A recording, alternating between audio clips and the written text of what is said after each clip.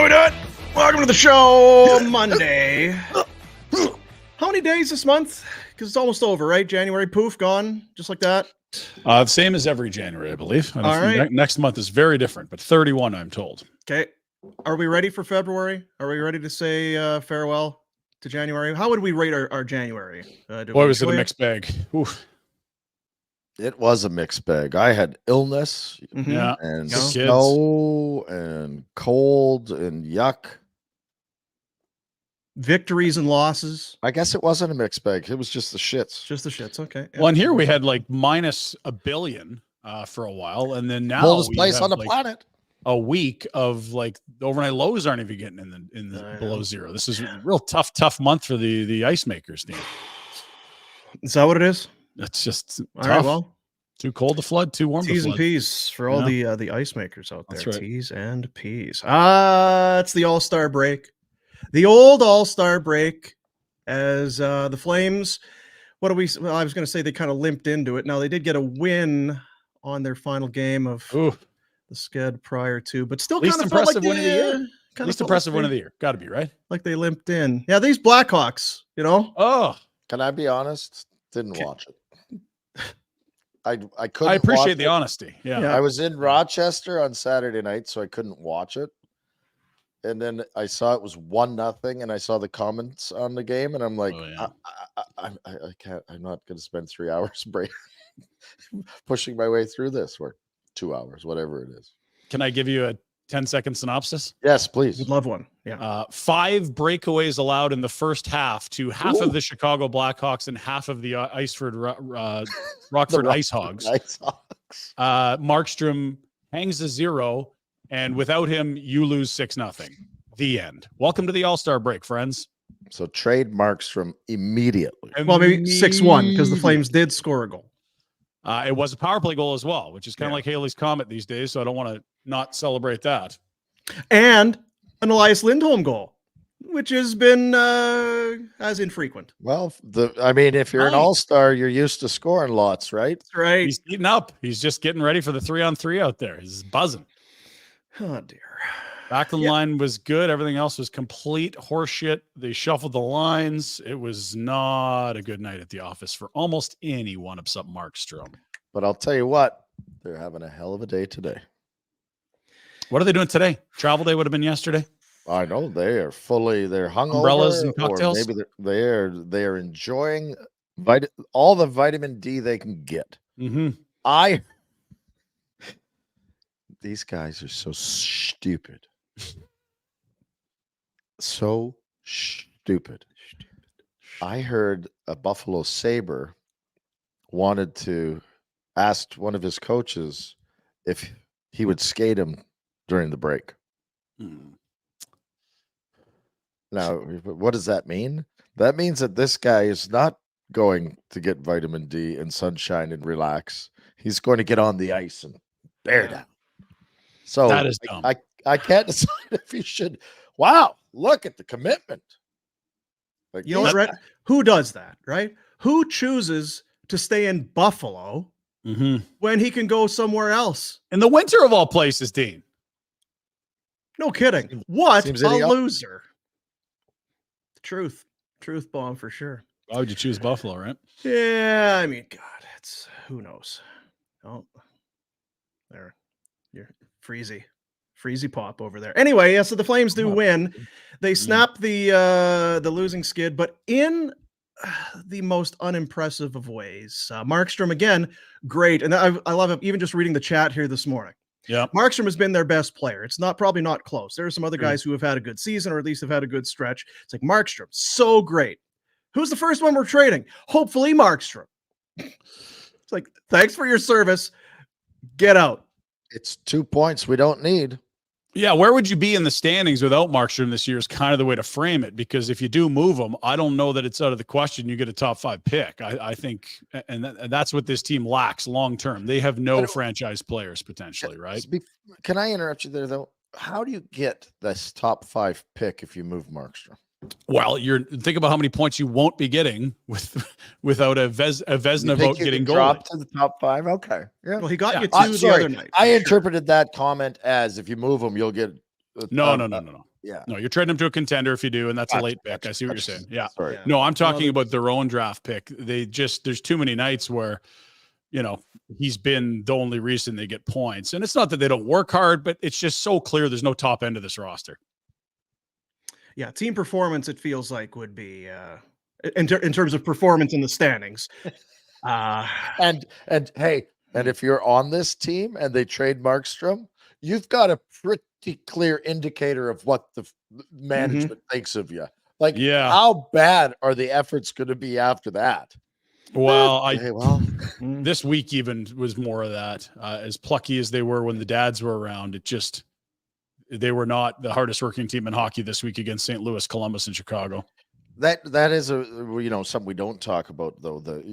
You decide, Conroy and the boys decide, let's get him out of here. He's willing to go. We're going to get him something in return that we like. Markstrom's gone. How do you manage the rest of those guys? Like, if I was going to ask you, Rhett.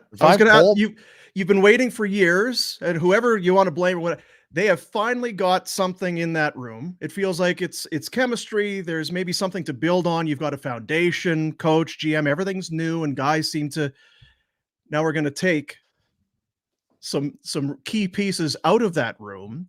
Is there enough of that foundation that's been built to say, okay, well, that's the way it's going to be. This year's not our year, but yeah, that's the hard part, right? Because I think guys like Coleman, Backlund ain't going anywhere. He just resigned. He doesn't. Backlund, Coleman, Kadri, Huberdeau, Weegar, Anderson. You're stuck with these guys. Okay, but there's certain guys. Huberdeau, I don't know what you do with the guy, right? Like, that's an outlier. He's $10.5 million. It's way too much money. He can't keep up. He can't perform. Nobody wants him, and you don't want him, to be quite honest, at 10.5 if he's not gonna. Right? Like, I don't know what kind of leadership. No one has mentioned his name when they were searching for a captain, right? Like, I think it's a polite A on his jersey. It has nothing to do with leadership skills. Best, right? Yeah. So let's try to get his pumped up.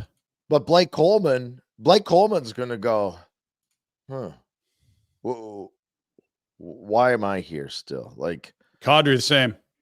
Kadri's gonna, right now you're gonna have disgruntled to a point. You run a very good chance of those guys getting disgruntled and going, well, I don't want to be part of this. Which is why I think you could get a top 5 pick, because it's not going to be pretty. It's going to be ugly. Which is fine, but we like the top 5 pick, but we don't like bad mojo for the next 2-3 years with everyone else around. Yeah, I think there's only something like 5 weeks from the deadline to the end of the season. It could be really ugly. And I know what you're saying with the culture, but like, they're going to backfill and make trades, and there'll be some younger players that come in, and they're not going to do nothing in free. Like, it'll be a new group next year. I think Huska and the leadership group have done a good job of creating a place where people want to show up and work, and they're smiling. But yeah, it could be an ugly 5 weeks. It really could. Because there's still I counted this morning. I believe there's 13 games to the deadline, basically all of February and then into March. Yeah, 6 weeks from tomorrow, I think. Are we? So where are we all? I guess let's include other people. Let's try and speak for others, because I know how the three of us feel about it. With 13 games out, the All-Star break is here. We're past the halfway point. We've seen enough, right? There's no more. Well, maybe they can sneak in. Well, you can play for a wild card. Like, that's done, right? We're done. I'm done. I've been done for 2 years. I was in last week. But yes. Yeah. You were done for 2 years, and then they got you at the dad's trip. And I'm kidding. I said I'm fine. If I said I'm not, okay, maybe I did say I was in if they were going to play a certain way. And they need to play that way. They played against Chicago, and they absolutely put their fucking feet up. So that's not the same team that 2 weeks ago. Are you at all concerned with that? Now, because you said, I think it's a huge indicator. Because I wonder, I think we shrug it off. Well, it's the All-Star game, and there was 2 tough teams. You had the Leafs and the Oilers, and then we knew that was going to be bad. Okay, or are we just kind of letting them slide? You had world-class goaltending, and you didn't show up and work. Are you telling me you can't outcompete Chicago? They packed it in, which is the problem that they've had in the past, and we didn't see it for 2 months. Yeah. But now it's getting back to, okay, well, you're 500. Half the season you haven't showed up and played as hard as you can, and the other half you did. Like, no, if people are still in, I'm shocked. I don't think there's many left. Like St. Louis is a team you're competing with. They outclassed you pretty good, didn't they? Yeah, that's the thing. You can squint. Columbus was beating you. You didn't. You couldn't. You weren't going to beat Columbus, And if you weren't going to beat St. Louis. And yeah, you beat Chicago. But to your point, that's not a. It's just not an NHL average caliber roster. So congrats on the 1-0 win. But you also lost to that team. And if it weren't for Markstrom, you don't win on Saturday. They are what we thought they were, guys. They are. They're not quite good enough. Which I think we're okay with. But again, we're kind of singing from the same hymn book. We've been ready for them to move on and sell for a while. I mean, look at Rhett right now. He's beside I don't know what's going on every day at this time. It's like, why? What's the shoveler got? Has she got a regular viewing pattern here with something? Maybe in the there's other an room at this time? OnlyFans account downstairs chewing up. There's a lot of bandwidth. What's going on, honey? a lot of bandwidth. Yeah. I can't. Well. Yeah. Premium account. I mean, very high def. I can't even. They can't even operate the computer. Like it's the. Now, is this still the old shitty one or the new one that you bought to try to replace the old shitty one? No, this one's great. Is it? Well, yeah, it seems. Yep. Yeah. I'll be back. Really knocking this out of the park. You know what I like there? He's like, can I just admit I didn't watch the game? I didn't watch the game. You put your feet up against Chicago. You don't even work. I'm like, yeah. You didn't see the game. Yeah, it's the game you didn't see. He's become a hot take machine. It's incredible. It's very impressive. Well, sure. It's when you're at this point, you can start to have your takes. But again, it's not like this has been a new swerve or something. This really is kind of the same.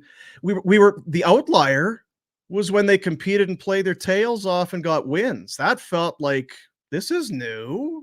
This is something we haven't seen. Except that they've kind of been in every game all year, minus like less than a handful. Well, that's what I mean, right? Yeah, like so to say that they're close enough to compete is like, yeah, they're just not good enough to consistently win games, even against the worst teams in the league. It's odd. You can hang with Vegas. You can win in their building. Okay, they're knocked up a little. You take 2 from Dallas.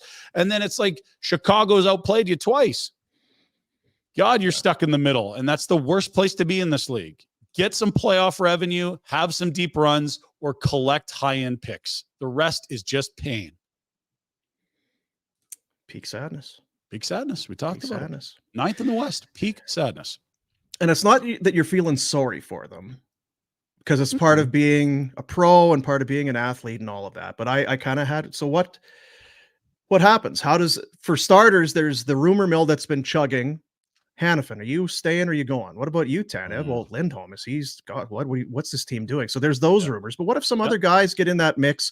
How does that affect guys? You got to deal with it. I mean, right? Grab a hold and give them a twist and deal with it.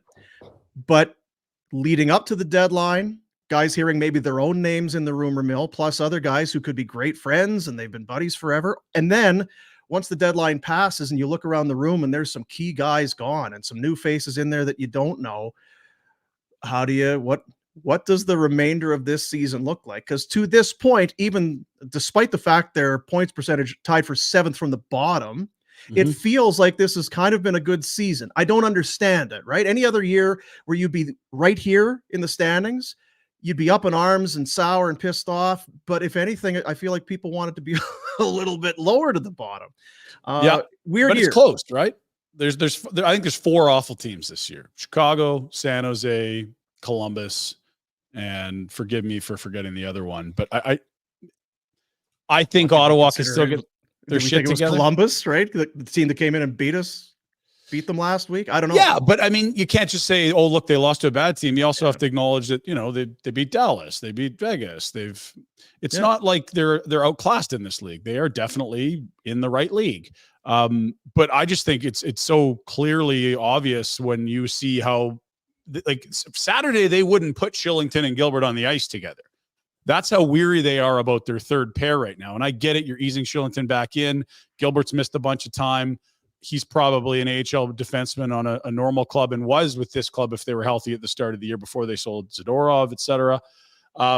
They literally were rolling right pair defenders with those two instead of putting them out as a pair. You subtracted Tanev and a Hanifin. Yeah. Like, it's just so obvious what's going to happen. They can still work. They can still have good attitudes. They'll still have young kids coming to work, happy to be in the NHL. They got Marty Pospisil activated off IR, though he didn't play on Saturday. They're still going to work and be young. But yeah, the only worry is really about the vets, like Kadri especially, because you saw last year what happened when the team wasn't going the way he wanted. I still come back to it. It's not like I'm being preachy or whatever. But what is it you want? Because you can look, how did you fare against Chicago and St. Louis and these teams?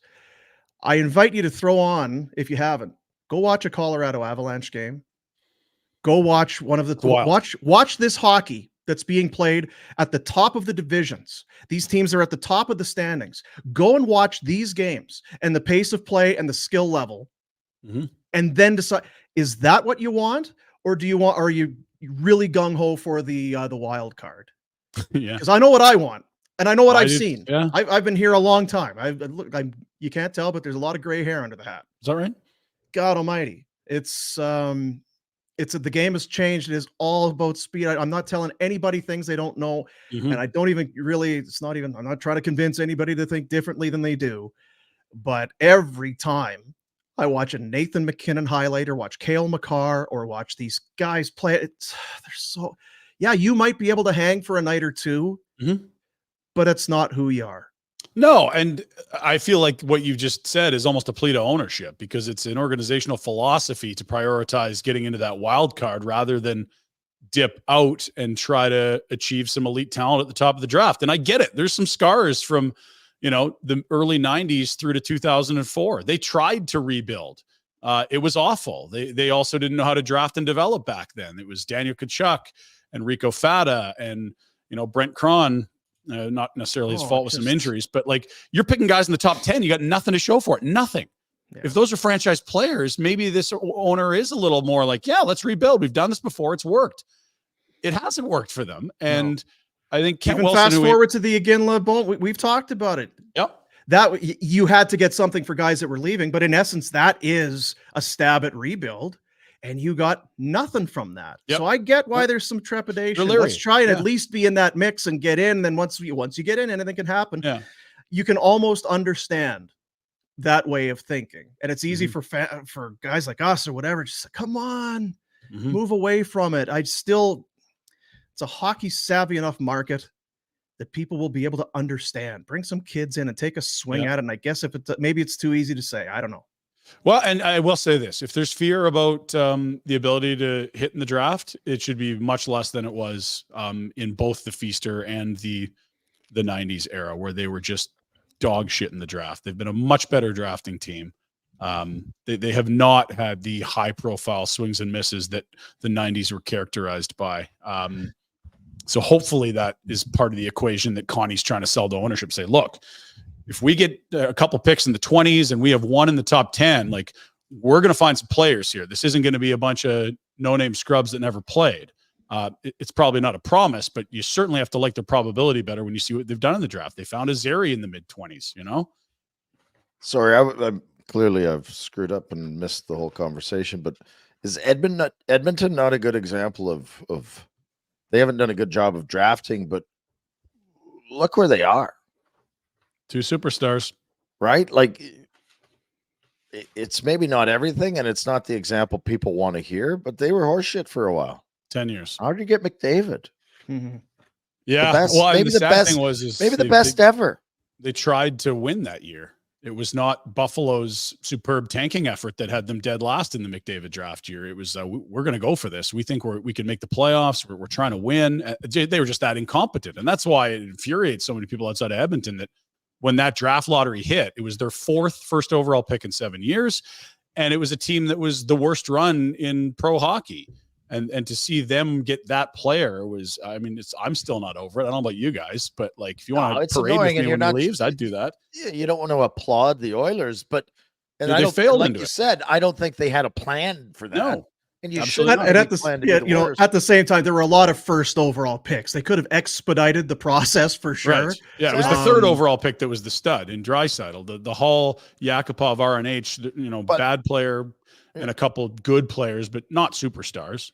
But the point is just the same where whoever you want is Chicago. Yeah. You get Bedard because you're shit. Mm-hmm. That's yeah. And then there's teams like Boston where it's like we hit on Marchand and Bergeron as second round players. We do well with mid to late picks. There's not a hitting free agency with Chara, which is almost impossible to do. That's the greatest free agent signing of all time. But I mean, really what that is just that's a team that drafts and develops. Like they have a 19-year-old centerman walk onto the team this year that no one's heard of. You're like, that's a good draft and develop team. You don't have to be top 10. It's just a little easier if it is. And that's just it. Like you don't have to fail spectacularly. Buffalo's been the worst and they've done nothing and they're wasting it still. Right. Yeah. They're still terrible, but they've also had bad luck because they're Buffalo. They didn't get McDavid. I think the whole situation changes if McDavid's there. Right. Agreed. Like that's a bingo ball. And they have lots of good young players you'd like. I don't feel like they're cursed so much as it's going to happen. It just wasn't this year. But my whole point about it is those are the worst case scenarios is the Edmonton model where they had 4 first overall picks in 7 years. Mm-hmm. That's the worst case scenario. Look where they are. Yeah. Look where they are. Like, yes, it sucked. They were bad for a long time. That's if everything goes to shit for 5 years, you're still going to come out of it with something good. You better. And you don't have to be. I don't think anyone's going to be Buffalo bad ever again. I really don't. And I don't believe that you have to go a decade without making the playoffs. Why is that the example? Right? Why is that that could be your fear, but if all you're concerned about is being the worst of all time ever, well, you maybe have to look inside your organization and go, well, maybe we got some holes here to fill. And you look around too, you don't need to be spectacularly bad and pick first overall a bunch. No. How about once? Because look at Colorado. They've had some first round picks. Rantanen's a great pick. Cale Makar wasn't first overall. Nathan McKinnon was. So, and the Flames have done, as of late, fairly well with their depth drafting. Rasmus Anderson is not a first overall pick. We can bitch about Treliving all we want. His plan was real good, and he did a good job with it. Those guys just left. Yeah, and the thing is if Sam Bennett develops properly and Monahan doesn't get injured and Monahan doesn't get hurt, like maybe everyone stays. Exactly. Like that's, but you had that plan. Yeah, it was good. You had to have that approach to it. Yeah, if you make a Western Conference final or you win some rounds and you're making your money, you're a good series against the Oilers away from probably everyone coming back. Anywho, those are the opening statements for McLeod Law. Our buddy Peter Klein, McLeod Law, personal injury guy. Yeah, but did you know he's also the go-to guy in Calgary for your disability insurance? Mm-hmm. If that nasty, dirty, long-term disability insurance company of yours is refusing to pay insurance benefits to you, you contact Peter. And then they say, oh, no. Did you, Peter Klein? You hired, oh, jeez. You're like, yeah, I did. All right, we'll send the check over. I went and got the best in the biz. He will get you the disability benefits that you paid for and that you deserve. Get your peace of mind that you paid for. Peter Klein, McLeod Law, McLeod-law.com. Just one of many reasons why you go to McLeod Law for your legal assistance. If I may, I want to give a shout out to our boy Austin at McLeod Law as well. We sat down with a criminal defense lawyer on the weekend to talk over some Hockey Canada stuff on the Department of Discipline show. And big thank you to the folks at McLeod Law for connecting us up there. They know the good people, Dean. They know who you want to be talking to. How about that? I want to just make sure I get all the details on this correct, because our friends at Origin, they know that the winter can be long and January can drag, and then you get into February. These are the dog days of winter. Well, how about a buy 3 cans, get 1 can free deal? I like that. You know how you get a 4-pack, but you're paying for 3. That's a deal. That's how that goes. If you right now, the homegrown lager and the legal issues are in the buy 3 cans, get 1 free deal, available on your shipping, pickup, and local delivery orders online. We've talked about the delivery. How's $5 hit you? Is that all right? Perfect. $5 delivery on any order of $50 or more within 50 kilometers of downtown Calgary. Place your order on Origin's online store, originbrewing.ca. Click the shop button. Browse through the selection of quality craft beverages and merchandise and gear and shirts and hats and toques, and then have it delivered to you for just $5.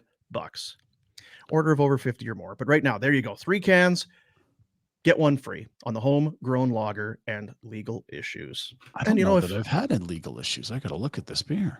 I thought it's not in the deal, but I mean, of course, you're going to throw in the old Triple B.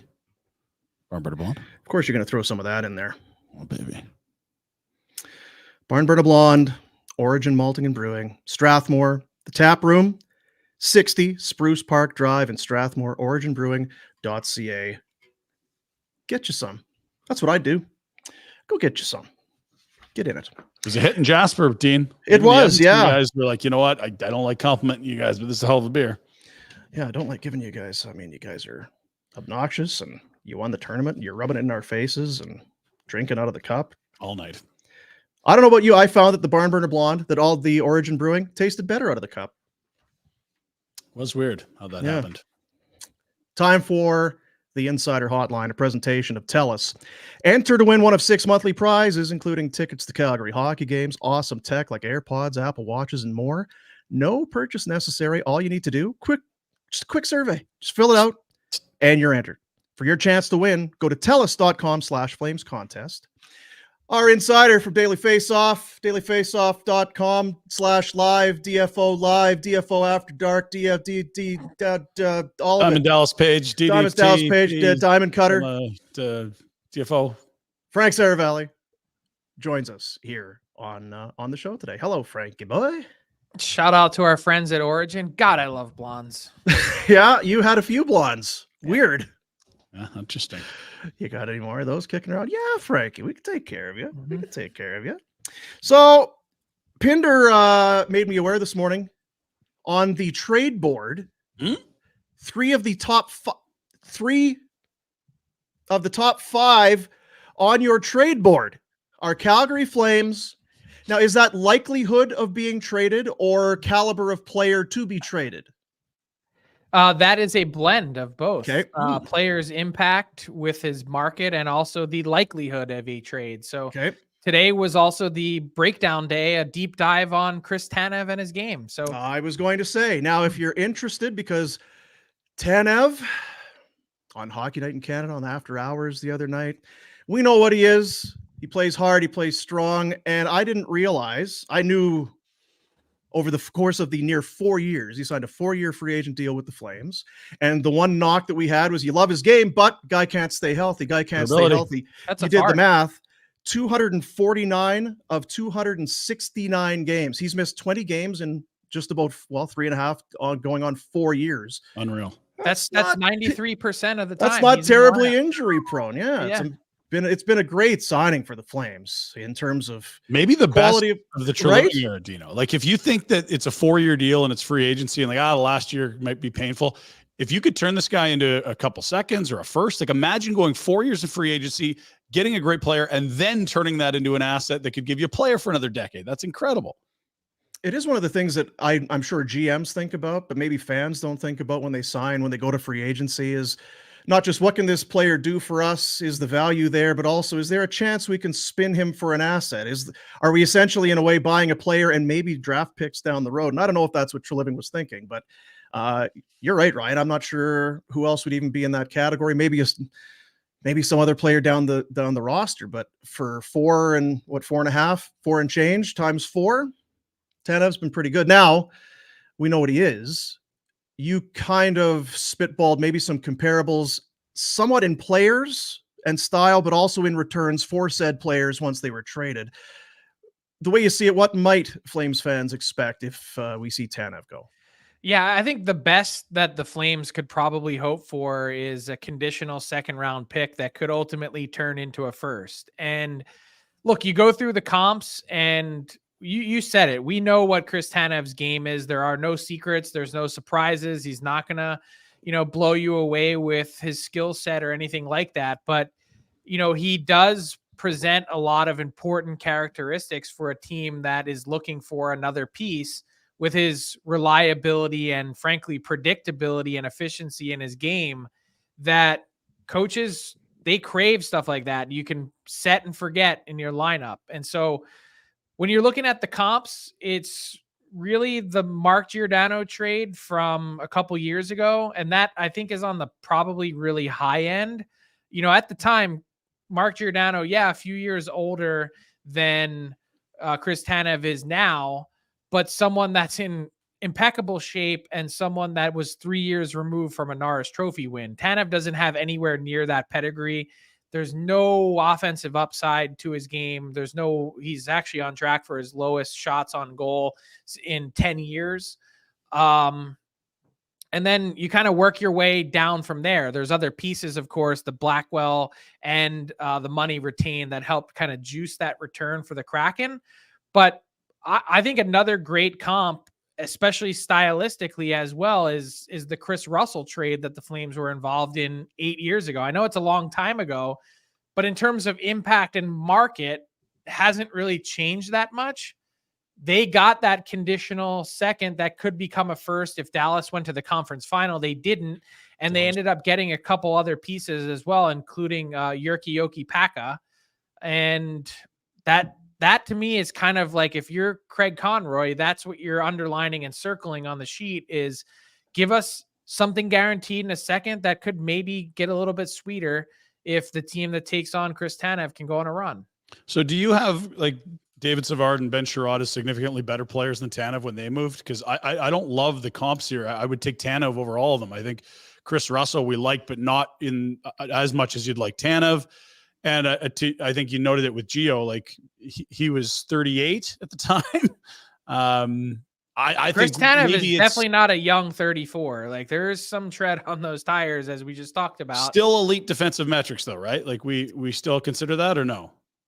I mean, I have real questions and spent a long time watching his game this season. I didn't see every shift, but I probably saw about 75% of the shifts that he took this year. I just, like, I'm not saying he can't hold up. I think the way you use and deploy Chris Tanev will be really important for a team that gets him, because I think the way that he plays he doesn't gap very well. His gap is huge compared to a lot of defensemen off the rush. That if you get a team that's high octane, high offense, super, pushing the pace, I think of a team like Colorado.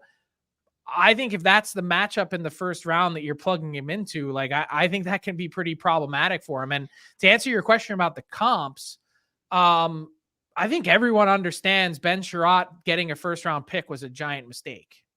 And Ben Sherratt, someone else wants to make a mistake in March 9. Yeah, but like you're hoping against hope. Like, and Ben Sherratt he was 7 years younger than Chris Tanev is right now, with worse results. But yeah, I mean, I get it. But okay, so like let's spin it the other way. So you want to talk positive comps? I'll talk negative comps. Yeah. Josh Manson only got a second 2 years ago, and that was a huge mistake again for the Anaheim Ducks. But if I was on the other end of the line and Craig Conroy said I'd like a first, they'd say, well, no, hold on a second. Josh Manson just got a second, not happening. What did Montour get coming from, again, not the same player at all, opposite ends of the rink, but was he a first? No, he I put you on the went spot, for a sorry. third, I believe. Okay. Brandon Montour, he went from Buffalo to Florida for a third. Okay. So again, another guy that for whatever reason was beaten down in Buffalo because the Sabres had struggled. Yeah. Skates like the wind, has a resurgence in Florida. Smart bet for a third round pick. Yeah. The one thing about Tanev, and I don't know if it changes anything, but just by the way, I'm not down on him. I'm just giving you realistic expectations. Yeah. And that's kind of where, and I guess it's my way. I fall the other way. It just feels like if there's so much going in his favor, he is healthy so far. The numbers would suggest, yeah, this is a guy. And I read some of the stories. There's just some of the people online talking about options for their team or the team that they cover. And they start to talk about Tanev and they tell, oh, he's not a great skater. I feel like they're not paying close enough attention. If anything, I'm impressed by his skating ability when I think stay-at-home defensive rear guard type of defense, blocking shots and all of that, which he is. I think of heavy-footed defensemen, and I don't think he falls into that category. Rhett, when you watch, he's fine. I'm with you, but I think that our reference points go back too far, to be honest with you. I don't think that you can be a good defender in today's game with the boots that I used to have. I would consider myself, I was a good defender. My boots were not good either, but I didn't skate as good as Chris Tanev. I actually think you can't do it. You have to be able to move around. You can have a defensive minded approach to the game, right? But everyone has to be able to skate. So I agree with you. When we first saw him, I'm like, oh, frick, he skates like the wind compared to defensive guys that I think of. But I don't think you can play in the game anymore and have bad feet. If you notice in the breakdown today, I didn't mention his skating at all. No, I didn't. And honestly, I don't think it's an issue. I think he's actually incredibly efficient. Like the best thing about Chris Tanev is that there's no fluff. He gets the pucks on his stick and it's off. It's a smart play almost every time. He's not overthinking it. He's not dusting it off. He gets it and it's gone. And that's, look at some of the numbers that I dug up.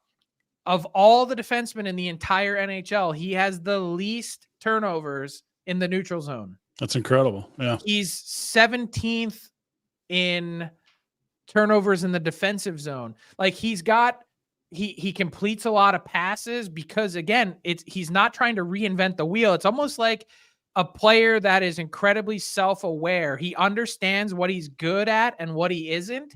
And it's just like, let's just get the job done. I'm not here to be flashy. I'm not here to score goals. I'm not here to lead the rush. He just does his thing, pays the price, is willing to block. He's 5th in the league in block shots, eat a ton of rubber and get off. It's hard for some guys to get to that point. Some guys never get to that point where they have to have a sober moment. So, okay, here's what I am. Here's what I am as a player. And now here's what I am later into my career. I also wonder too, and teams will never pay for it. You don't pay for intangibles and that sort of thing, leadership qualities. But boy, he's got them, which is why I still come back to Toronto and Vancouver. Those two specifically, because of Treliving's tie to him and because he played in Vancouver, those two out of everybody else know what he brings and I think should be prepared to pay a little bit extra knowing what that is. Now, Quinn Hughes would be a fan, right? Right? I still go back. I'm surprised. Why does Quinn Hughes? Sorry, Dean, but why would I'm not against it. But why does Quinn Hughes need Tanev? Like, I mean, they're going to add a D. I think that team needs a D, not Quinn Hughes. But if you asked Quinn Hughes, what was it like playing with Tanev your rookie year? He said it was phenomenal. It'd be one of the best players I played with. I think that's one of the best assets that Tanev has is you can insert him with anyone and he's going to perform the right way. And especially someone with feet, right? Someone that's a little more offensively adventurous. He can cover. Whatever. The whole point I was making, it doesn't matter who it is because he is easy to play with. Yeah. And that's to Frank's point with moving the puck quick, right? He just doesn't get trapped. If you're shipping out assets and you're shipping out picks or whatever, this better work out. If you have a relationship with the guy, do you not feel a little bit more comfortable in making that trade? So what did I say this morning? How many games? 13 games to the deadline. Can he stay healthy for 13 more games? Jeez, bubble wrap. That's why you're holding your breath, though. God. Even though we know that statistically he's played in 93% of the games, it does kind of feel like when you watch him, like it feels like every game or every other, he's somehow going down the tunnel to get something looked at, and then he's back. Yeah. Here's the thing. I mentioned deployment and usage. He's actually playing a ton in Calgary this year. His numbers are a bit skewed. You'd look and say 1940, not really that much, but it's also skewed by the one game that he played 15 seconds and was out. So last game he played 24-13. I think in a perfect world, he's not playing that much. He's playing somewhere between 17 and 18 minutes a night, and you're not overtaxing him again. You're not asking him to do too much. On an ideal team, on a team that's perfectly structured, I think Chris Tanev is on your third pair. So who else, if you're a team that's looking to add in defense, and that you hear it at every team, no matter how many defensemen they have, Rhett saw it in 04, you can never have too many defensemen because injuries happen and all of that. Who is in this comparable? What other teams that we know are selling, and we assume the Flames are selling? But if you're in the market for Tanev, what else are you shopping? Who else is on your down the trade board on your list? That's actually a pretty good spot that the Flames are in. Is there's not a ton of guys that kind of play exactly like him, if that's what you're looking for. If you're talking more, can do a lot of different things and is way more versatile, like I'd say Sean Walker would be a really nice fit. On the left side, you've got probably Brett Kulak coming out of Edmonton. If you're looking for a power play guy, you're looking at Tyson Barrie, also a right shot. Like, no one is really kind of exactly like Chris Tanev that I think that might help the Flames a little bit, because I think these fits should be curated. It's not just like, hey, let's just get the best player available. It's like, no, let's get the guy that fits our needs and what our team lacks. That should be the target. Jake McCabe last year, that deal, and Brendan Dillon. I'm sorry, someone's just sending me comps, and I think those are interesting ones. Dillon plays Brendan a very Dillon, similar 2 second-round picks. Yeah. McCabe does not really a comp because he had 2 additional years left, and they retained half to juice it. And there was Sam Lafferty that was involved in that deal as well. Like, I went through all the comps again this morning before I published to make sure I wasn't missing anything. Brendan Dillon was 6 or 7 years younger at the time of the deal. And not a free agent. Right. So you have to kind of consider everything: age, pending UFA, traded during the deadline period, blah, blah, blah. Like, there's a whole formula to go through to find some real comps. And, I just think if you're hoping, wishing, waiting, praying that you're going to get a first, it feels like a bit of a long shot. And you mentioned Toronto, and like, would they overpay they don't have a second round pick until 2027. Their first, given where they are in the standings right now, like, is somewhere in the 17th, 18th, 19th overall range. Like, it's actually a pretty decent first round pick at this point. Mm-hmm. It's not 29, 30, 31. That's not the type of move, if I was Brad Treliving, first year in the job in Toronto, that I'd be looking to pull off, unless, with Tanev being a Toronto guy like Gio, that you have some kind of, hey, we're going to sign up to play next year for $850K. The difference is Tanev didn't make Gio money. So I don't know that Tanev is going to be signing up to take such a huge discount in free agency. And it seems like it'd be so easy for the Flames to eat money on that contract to make it a little more appetizing, right? They'd be silly not to. Yeah. Retro, if some GM, if you're a GM, or if somebody's calling you, hey, I know you watch a lot of Flames hockey, you played, what am I getting in Tanev, and what do I need to be concerned about? You know what you're getting, but I guess aside from just in terms of just the style, are you a fan of Chris Tanev? You hear names like Walker or Kulak? I think Frank's right, though. You have to know what your team has and what it needs. I don't think you compare him to a Walker. It's agreed, right? Like, it's. I think they're different players, and you have to just go, my team needs this type of player. I don't need Tyson Barrie. I didn't think Pittsburgh needed Erik Karlsson. You're selling a shutdown D, Rhett, right? So if someone asks you, hey, Rhett, you've watched Flames, what are you seeing from Tanev? We need a shutdown D. What am I seeing from Tanev? He's as good as you're going to get. Yeah. And he's happy to do it, right? he's happy to do it. That's half the battle, isn't it? Like, that sequence in November, I linked to it in the story when he dove to take that puck off the face. That's his hat trick. And then he said after the game, they're like, well, what were you thinking? He's like, I'm thinking I don't want the other team to score. Yeah. Like, it wasn't like, oh my God, I can't believe I did that. It was like, yeah, like, sure. Rhett's whole thing, we'll show a player, there will be a game. I say, if you're going to block it. If not, get the F out of the way. Tanev's going to block it, and more often than not, he does. You don't have to put him through some sort of a shot blocking clinic.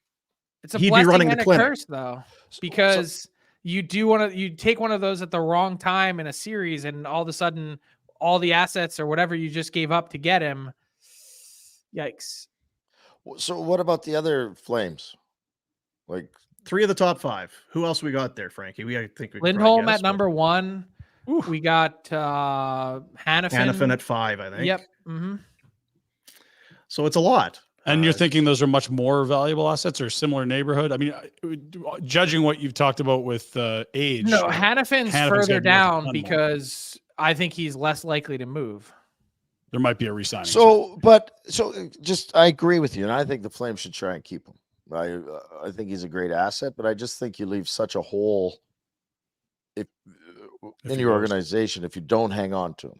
Do what you want, and you only know when you see the other side of the deal how it plays out. But it's still the problem I have with that is it's up to Hanifin, right? Like if he doesn't want to sign, you can't sign him at all cost. Mm-hmm. And if Markstrom leaves, if Tanev leaves, and if they're dismantling, is Hanifin going to want to be part of it?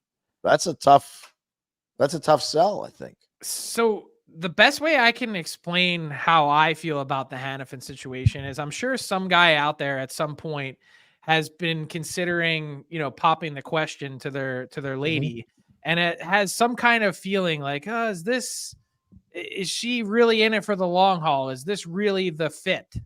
And you go out and you spend the money and you buy the ring, and then you find out a year and a half in that this was a really bad idea. That's the sort of trepidation that I would have if I were Craig Conroy, because it's great that you can try and convince him to stay and you roll out the red carpet and you give him the exact deal that he wants, but they already did that once. The Flames actually already got down on one knee and proposed, and Hanifin was like, I'm not really sure about that. And that would make me extremely nervous, because especially if you're a team that is going into what is probably a 2 or 3 year, whatever you want to call it, not a rebuild, a retool. You don't want to get a halfway into that 18 months in and then go, yeah, Hanifin just requested a trade because he wants to play back in the US again. Like, this is his opportunity, his chance to make that statement and become a free agent. The fact that it's not done yet would lead me to believe that he's feeling some of that still as they continue to talk. And perhaps more importantly, hopefully the Flames are feeling some of that, of what I just mentioned. On the flip side, too, I wonder with him, he's been here for a while now, and he's seen the way we're going to continue to try and put veterans in the lineup and go to free agency and find answers. I think this year, more than any I can remember, it's been clear that if there's going to be a future of winning here, it's through the kids. And Craig Conroy and Jerome, I have faith in those two guys that they see it similarly, and they could sit down with no one. Listen, we're not going to July 1 and buying a 30-year-old guy. We're going through the kids. You are going to be a leader on this team. You're going to be able to skate for the rest of your life. This is where it's going. And we may not win the cup next year or the year after, but the vision of this team has changed. I think that's an easy sell. And if he was considering at all staying, the money's still going to be there, if not gotten better, because I think he's had he might have actually made himself a little bit more money from Craig. Sometimes it's the devil, and I get it. If I'm Hanifin, I'm so close now to free agency. I just feel like, why wouldn't I go and see what it looks like? But if he was entertaining it before, is there been so much damage done franchise wise that he would look at it and say, well, this is not the team this is completely different than 3 months ago. I was going to say. I don't want to overstate this and make a headline out of it, but everything that I can understand is he doesn't want to play in Canada. Now, maybe that has changed. It's always been amicable. It's been friendly. It's been whatever, but as you get to this juncture, you only arrive there maybe a couple times in your career. Mm-hmm. So last time I checked, no matter what's happening on the ice, the Flames still play in Calgary. So maybe I look at things too black and white, but if I were in that spot being Craig Conroy, I'd say, like, look, I'm an American. I've loved living in Calgary. You've been here long enough to know what it's like, but you're either in or you're out. And if you're out, it's all good, but we're moving you. And that's it. Mm-hmm. Like, there's no, hey, could we kind of maybe find a way to make this work? Like, you either want to be here and you want to be a Calgary Flame, or you're out. Next 10 days, they have that chat? If I'm Craig Conroy, I have that chat during this break. Yeah. I absolutely do. But I just say, sign it, or we're going to go down the process of making moves. And no hard feelings. Like it is No, what it is. You this get is your chance. Yeah. Yeah, you don't get to bitch about guys when they get their opportunity. You don't get to say, "Wow, he's a self." No, that's their choice. They'll get a You haul for him also too. the same way though. You don't get to bitch if you sign the guy to the 8-year contract and then he says that he wants out, because that's also on you then to have figured that out beforehand. I think Or you're in a say spot cheese. too, Yeah. like with Craig, and if you want to loop Jerome in, like Craig signed a free agent deal to leave Calgary and go to LA. Jerome left for a chance to win / money, all of that. I don't know that I don't think there would be hard feelings. They would get it because both of them did it. So Yeah. now that leaves Lindholm atop your list. Factoring all of that, you talk about caliber of player, likelihood of moving, and all of that. What do you? Lindholm got a goal the other night, first time in a long time for Elias. It's not been a great year to build or to up your stock as a free agent, or to do much for your GM to trade you. Thoughts, or I guess rationalization for him at 1. It's not really a hard call. First off, I don't mean to demean my own board, but the market is what it is. If you were to take the Flames guys off the board, you'd look at this and say, this is a shitty market for pieces to move. And part of that's just the nature of there's a ton of guys locked up. Part of it is there's a bunch of teams just swimming in the soup this year. But head and shoulders, like I think everyone agrees that, yes, Sean Monahan has played really well, comeback player of the year, whatever award you want to give him, on track for 59. I think he actually has more points right now than Lindholm does. That, put these two players side by side, and one's head and shoulders above the rest. And I would also argue, like, I don't know that points and goals are necessarily even the best way to evaluate Lindholm's game. I think what we've seen and the track record is long enough to tell you that he's only really going to pile up elite numbers if he's playing with elite players. He's not necessarily the driver, but he's a hell of a complementary piece. And I think at, a top flight 2C player, like he still has a ton of value on the market this year. So I think he would bring, you're talking the best return of any player that would be available at the deadline, short of probably Jake Gensel, and that's it.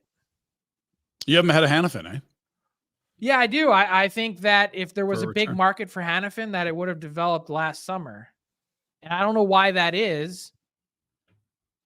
Is it maybe, and I've thought a lot about this actually, is it maybe because Hanifin's good at a lot of things, but not truly elite at any one thing? It's weird you say that, because I think about that for all three of the Flames guys that you talk about.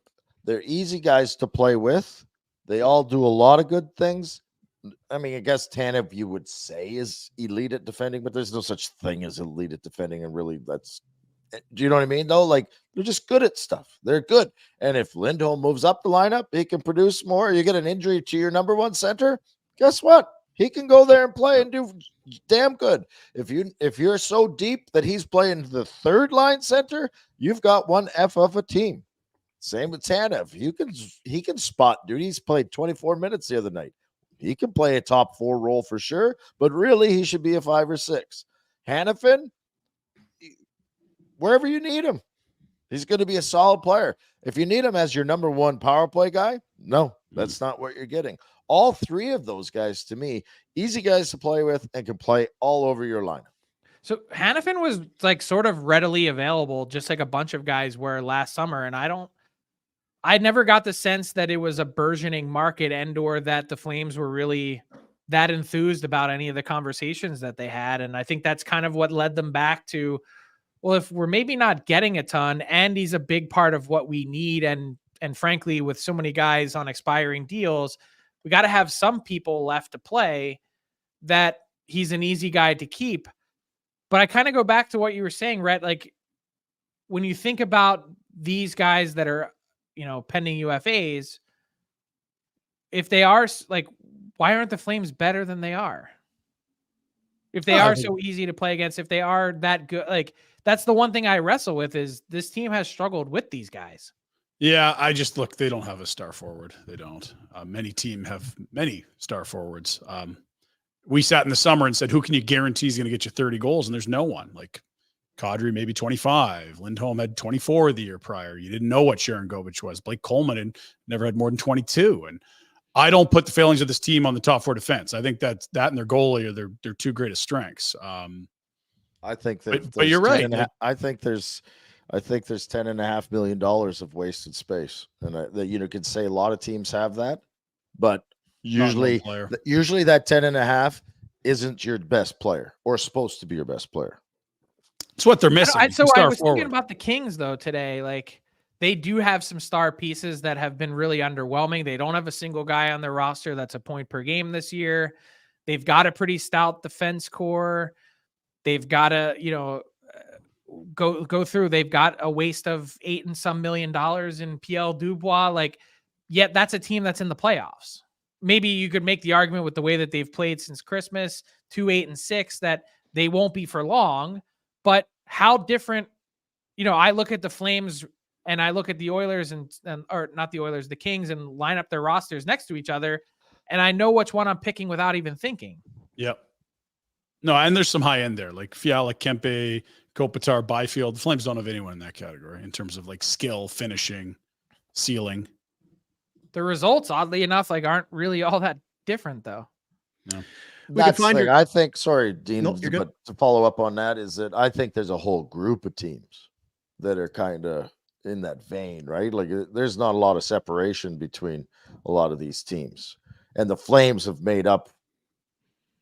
stayed in that conversation, sadly, not because of the players that we're talking about, but because of their goaltender. And it's the opposite. I think that the Kings have had, although the Kings goalies were okay for a while. A couple of former Flames guys, Talbot started the year on fire. Since Christmas or since, sometime in November, I think he's down in the 897, 900 range. And then Riddick, for whatever reason, unknown to man, somehow has a 920 in his last number of games. And I'm like, what is happening here? Yeah. You don't have Jacob Markstrom on your board. Probably, and again, I'm probably with you. I don't know that he does get traded, but is there any intel there, or are you looking more at UFAs or that sort of the parameters for being on the list? No, it's not just UFAs. There's guys that have term on there. Part of it is Markstrom holds all the cards. He's got the full no trade. Part of it is I think the market for goaltending has really changed, and the other part is it's the term remaining on his deal. It's not hugely problematic, but I just look at some of the teams that have signed goalies in that range that have spent that kind of money in that kind of term. They haven't really loved the, being stuck with a guy, and not to say that that's what you'd get if you have him because he's played lights out this year, but this position is incredibly fickle. Like last year, we would have been like, someone would trade for Jacob Markstrom. Like that's really the conversation we'd be having, right? That's almost why I think they should sell him, Frank, because it's so volatile. This is a career type year from Markstrom. I don't think there'll be a moment he's worth more. I also think they should retain a couple million, but I can't see him being worth more at any point than 3 theoretical playoff runs and like top 3 or 4 in the league in terms of goals saved above expected. Well, then we also didn't get to the part about Wolf, and not to have that debate again, but like you have to clear a path for him at some point, and probably as soon as this summer. And if you do it by the deadline, even better. Then you get a peek at him before you get into the summer and know a little more about what you have. Like I see a lot of reasons why it would make sense here, especially if you want to get a top 5 pick as well. He's held them in some games they have no business being in. Case in point, Saturday night. I would move Vladar first, but that's just me. Can you? Of course you can. At 2.2? Of course. Who wants him at 2.2? Or you have to retain? You're probably going to get exactly what you traded for him to begin with, which is a third. Doesn't help you get to 5th over or top 5. No, but I think you get a third. Isn't that deal done? I don't get the sense that's out there. Dino? It's the term. I feel one more year at 2.2. I was going to ask you. I don't think that's problematic. I think that's right in the range of what he should be. And, there are nights that you look at him like the Battle of Alberta a couple weeks ago that you're like, damn, this is good. And this is a huge guy that, whoever it is, the right person working with him can get him back into shape. That's an easier, to me, it's the path of least resistance to clear the space. And also, like, don't you want Markstrom working with Wolf? Yeah, perfect world. I just think if there was going to be a haul for Markstrom, you just say, we got to take all these. There is no haul. There's never a haul for goalies. That's what I'm saying. You're trading him and retaining for what? That's what I was just going to say. Count the number of goalies that have been traded for a first-round pick. But how many Vezina type goalies have been traded? I don't know. I don't think Markstrom's had a great year, but he's not Vezina type for me this year. I think he'd be top 5 is my guess is where he finishes. Yeah, probably 5 or 6. Yeah. So he'll get some votes, but they won't be first place votes. Yeah, and you could make an argument depending on how you look at the numbers that he's, could be even lower than that. I don't spitballing. They've just been so bad defensively. That's really what we've been impressed with. Like 5 breakaways in the first half against Chicago, and they win 1-0. Like first half of the game, they had 5 against. Are you kidding me? But I think the same way about Sorokin, whose numbers on the surface might not be that impressive, but has continued to bail out the Islanders night after night. Totally. I get that. Right, it's knocking on the door of the playoffs. Sorokin's not going to get traded. Hellebuck's not going to get traded. Ottinger's not going to, there's just, if you're talking about guys getting Vezina votes, no one else is available. Am I right? Right. But my point is that if you are thinking, again, Markstrom 1 year older next year, and not to say goalies can't continue to compete. Like I'm trying to think of some teams that are in a spot where they could really use, like if I'm New Jersey. Yeah. That's one team that I would think about maybe just because there's been such a lack of stability at the position. Carolina, they got no goalies under contract for next year. They have Kochetkov under contract next year for 3 years in addition to what's he been this year? He was fantastic before he had a concussion. He had a stretch of after his first 5 wonky games of the year was like 930 something. The list available dailyfaceoff.com. How often do you go back and do you rejig things, or is that set? Or how does that work? Once a week. We're 40 days out today, once a week, and then as we get closer, twice a week, and then the last week every day. What are you doing for the All-Star break, buddy? Are you getting some sun? You are going to be bringing my parka to Toronto. Right. I left it in your car. So you did, yeah. Yeah, I was going to take a carry-on. Hopefully it fits. It's +9 here. You don't need that jacket. No, but Frank needs it in his life at some point. So I'll be taking that thing. All right, buddy. Now it's a huge break. Flames are off for ever. You doing anything? Yeah, it's working. I'm working. That's what I'm doing. Okay. I'm not going to Cabo. I'm not going to go to Palm Springs like Pinder. You could do that though. It's the digital age, baby. I could take a couple days in March after the deadline. Because there's no trade freeze during the All-Star break, is there? Nope.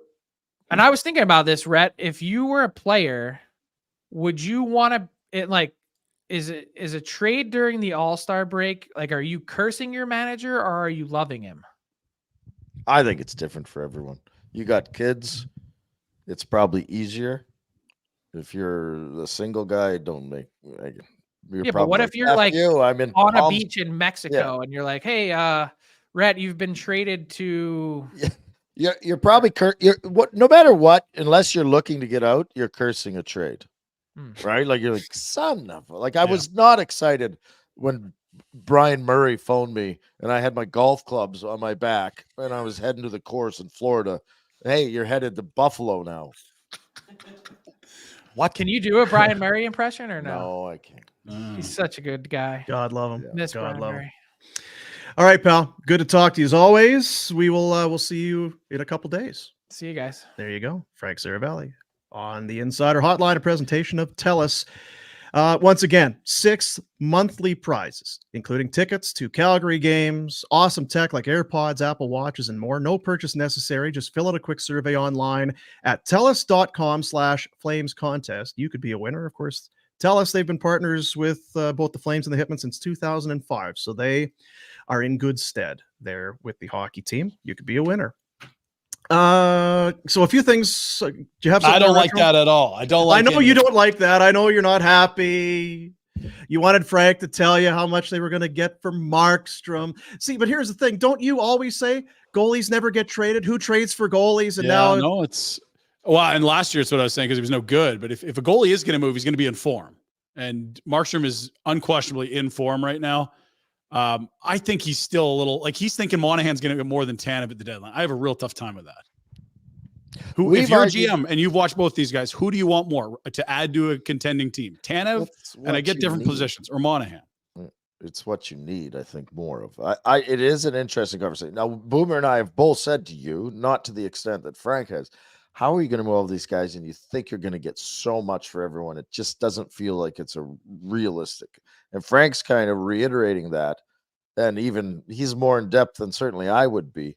I am a little depressed on what Frank thinks the return for some of our guys. Actually, I felt that way all along. But you wouldn't have Lindholm being worth way more than Hanifin like he does. I don't buy that either. Why not? Well, I mean, you've just been so down on Lindholm's whole year. You're thinking there's going to be nothing there for him. So, I mean, I would think Hanifin's the most valuable chip they have, and Frank said otherwise. And that's fine. Like, we'll see what happens. It's not like there's a contest or anything, but I just think, boy, quite a bit younger, having a better year, and played 27 minutes on Saturday. Like, not going to run your power play, but I think there's a haul for Hanifin if they move him. We didn't really talk about the return for Hanifin, though. The Chris Russell one hits because I think that I can see that type of a return. Here's a second and a warm body. And it can go to a first if we make it. We make it to, and because it was the conference final or the cup final, then it'll go to a first and he's got to play X amount of games and all that sort of thing. I can't help wondering if that's what it's going to end up looking like. We forget all of these contingency deals, but I don't know. I don't love it. Yeah. Don't love it. I'm a little more bullish on the D market there than like to his point and ours is like, there's no other shutdown D moving here. I'm a little bit, he's been available when Frank said that, he goes, if he's such a hot commodity. Hanifin or Tanev? Hanifin. Yeah. Okay. Sorry. Why not last summer? Because it would have benefited Hanifin as well. Yeah, and I wanted to follow up on that. My thought is, okay, draft class and new GM. Is that a tough time to get a deal done? Like, that was an epic draft class, and everyone's trying to rob Connie blind. Well, yes, you don't know what the offers, but I can get if the offers were no good, but if they aren't any good, you're not going to sewer your team if you believe Hanifin is the right fit and a guy you want to put some value behind. You're not going to, because Conroy's a new GM, go, oh, we're not going to make this deal because I'm trying to screw him over. I believe in conversations that I've had is that there was nothing that even tempted them in terms of trade offers. Yeah. And I get it. That's the time of year. Like, if you really need a Hanifin or Tanev, we'll talk to you in March. Yeah. So here we are. Yeah. Getting towards March, and then the one guy we talk about is Markstrom. Well, that feels like an off season if that's going to happen. You know what I mean? We just kind of keep moving it forward because it does. Though, there's still. I think Markstrom's playing so well. Banners fly forever. Whatever flags fly forever. Whatever cheesy saying you want. It's one thing to so goalies don't move and they're this and they're that and you can't. You wouldn't have traded for Markstrom last year. Why? He is playing that good. And if you think you're a goaltender, how often do you get a chance to get a goaltender that's playing that good? Like, I'm oblivious to it, but because this stuff comes up, we don't plan what we're going to talk about. I've done no research. I probably wouldn't anyway.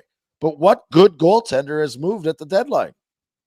Yeah, like Corpusalo goes last year. He's not It's that. it's usually support guys, right? And you can say you can break down the numbers however you want, and it's the same as why are the Flames worse off than the Kings or this? Well, they're kind of in the same vein, and maybe Markstrom is 6th in Vezina. He's lights out. He's awesome right now.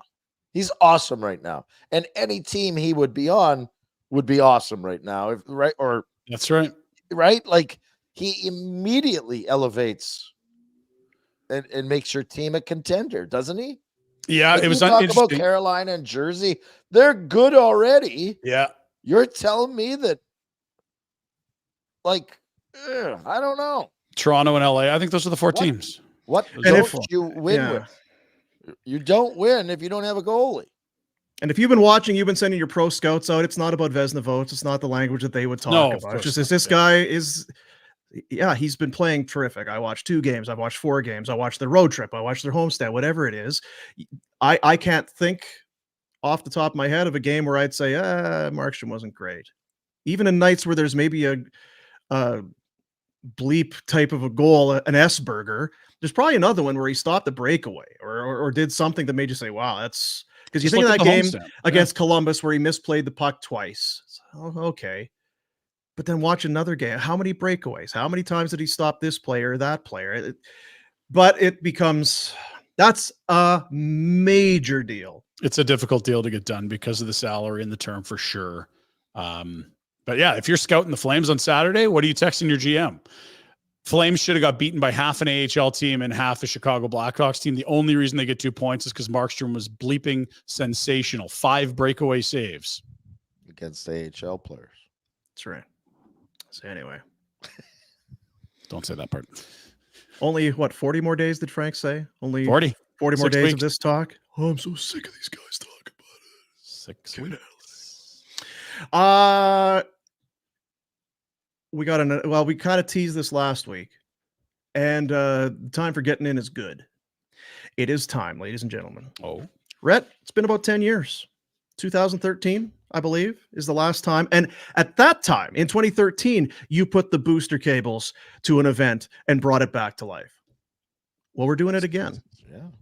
Just once every decade or so. the paddles. Right Thursday, February 29th. We told you to save the date. We told you it's coming. It is the Barn Burner Bowl-orama. We are going to be rolling. What's that song? We be rolling and Hayden, something riding dirty. Right, we'll be rolling, something like that. Coming up, ooh, that looks good. There it is. It's the Barn Burner Bowl-orama coming to Splitsville. Now it's formerly Let's Bowl at 2916 Fifth Avenue Northeast. They are going to be our hosts coming up on the 29th. Yes, Feb 29. Weird. As we bring back the Bowl-orama, strikes, spares, celebrities, gutter balls, great food and drinks, laughs, good times, and it's in support of our friends at Kids Sport. The link is open. You can sign up your team now, nationgear.ca. Going to have more and more going to be added to this event as we get closer to it. We're about, what's the date? We're a month away from right now. Some food provided by Oodle Noodle, some refreshments from our friends at Origin Brewing. I wonder what that could be. I wonder what they might do. But there it is. Put in your team of 4. Now there's going to be celebrities. You might get one on your team. We might be circulating them through. There might be maybe an auction to get a ringer or 2 in there as well. But we had, I think it was 2013. And to date, Retro, this is one of my favorite events. It's not all day. It's a few hours. You show up, you mix with some people, you do something that maybe you haven't done in years and years, like bowling. It's fun. And then you leave, and it's we had a lot of good reaction, is what I'll say, from the last one. And I'm not sure why it took us this long to bring it back, but we're pumped to have it back and in support of our friends over at Kids Sport. And presented, of course, from our event sponsor at McLeod Law. Do you think Peter Klein's got on the tiptoes like Freddie Flintstone? And then the big hook? Do you think can you do that, Retro? Do you spin it? You have the custom ball, you spinner, right? I used to be able to, and I used to have the custom ball, but He's frozen again. I know he's frozen. I don't know how guys do that. And you know what else? A guy with my stature should be a hell of a bowler, shouldn't he? Got Like some, I should be right? deadly on Mhm. the at the bowling alley. When you hear when the ball comes off the hand and they're spinning, when you hear when their fingers pop out of that thing, God. I'd have to watch the Big Lebowski and get a little jacked up here. Pour a few Kingpin. White Russians, Kingpin. Sure, yeah. Let's get into it here, folks. This Let's one go. was incredible 10 years ago. I think it was my first year working with you guys at the station. And it's just like, how many millions of golf tournaments has everyone been to? Not and to how many- disparage golf tournament, you know. It's, no, and they're great, but it's just tough to stand out. And then this is like, oh my God, this is the most unique one-off of an event I've ever been to. And it was a blast. Everyone loved it. Yeah, we're going to do it up Feb 29, nationgear.ca. You saw the link there. It's on the main page. You go to the events as well. You'll find it there, and get your team signed up. We expect this will we've been kind of putting it out to some sponsors and other friends. It sounds like this is going to be, let's call it a well-attended event, and we're pumped for it to bring it back one more time. Sponsorship opportunities available, as well as teams for sale now at nationgear.ca. Reach out and touch. Boom, boom, boom, boom, boom. We need to do something about your internet, Retro, for sure, because this is now. What is internet? Yeah, we're gonna put them in the car at this point. Are you there at all? Even audio wise, can we hear you?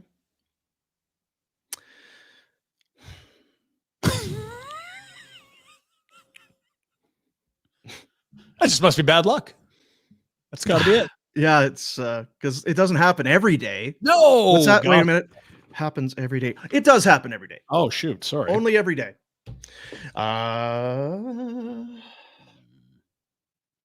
we talked to Frank. Got the Pinder Report coming up. We are well, you heard us talking with Frank, because I want to get this in. We are going to be, I guess, kind of a programming note of sorts. Yeah. We are expecting there to be no show on Wednesday. The show. Things may change. They can change in a heartbeat. But on Wednesday is a travel day. We are headed and taking the show to Toronto. It is All-Star Game this weekend for the National Hockey League. And we are going to be doing shows from Toronto. And it's Sponsorship X is the event. It is tied around the All-Star Game. It's tied around media and obviously sponsorships and this whole thing. But we are going to be doing, are we at the Fairmont Royal York? I believe we're doing some shows down in the entertainment district. Ooh, down by Front Street, close to the Sky Dome, CN Tower. Oh, no big deal. Hockey Hall of Fame, Rhett. They got you coming in to speak to some kids or what? I'm still waiting for Lanny's got my number, right? Right.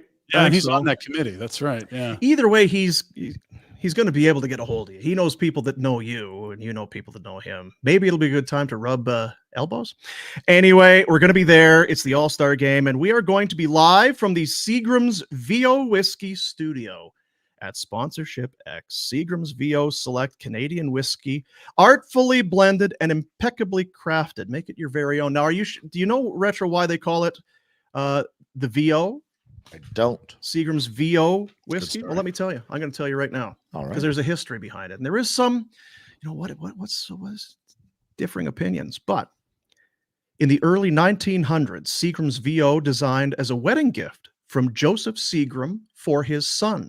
Now, what they did is they found the very best barrels of their whiskey, set it aside in the warehouse, and marked it VO, as in their very own. So this isn't for everybody else. This is for our big event. This is just for us. In the end, liked it so much, put it out on the market, and the rest was history. Seagram's VO went on to become one of the most successful whiskeys to ever come from our fine country. Today, artfully blended and impeccably crafted by master blender Drew Mayville. He's in Ontario, grew up in Kitchener, bottled in Canada at the Old Montreal Distillery in Montreal, Quebec. Oh, yeah. My mouth is sweating a little. Can you smell it? Seagram's VO Whiskey will be from the Seagram's VO Whiskey Studios on Thursday and Friday from Toronto.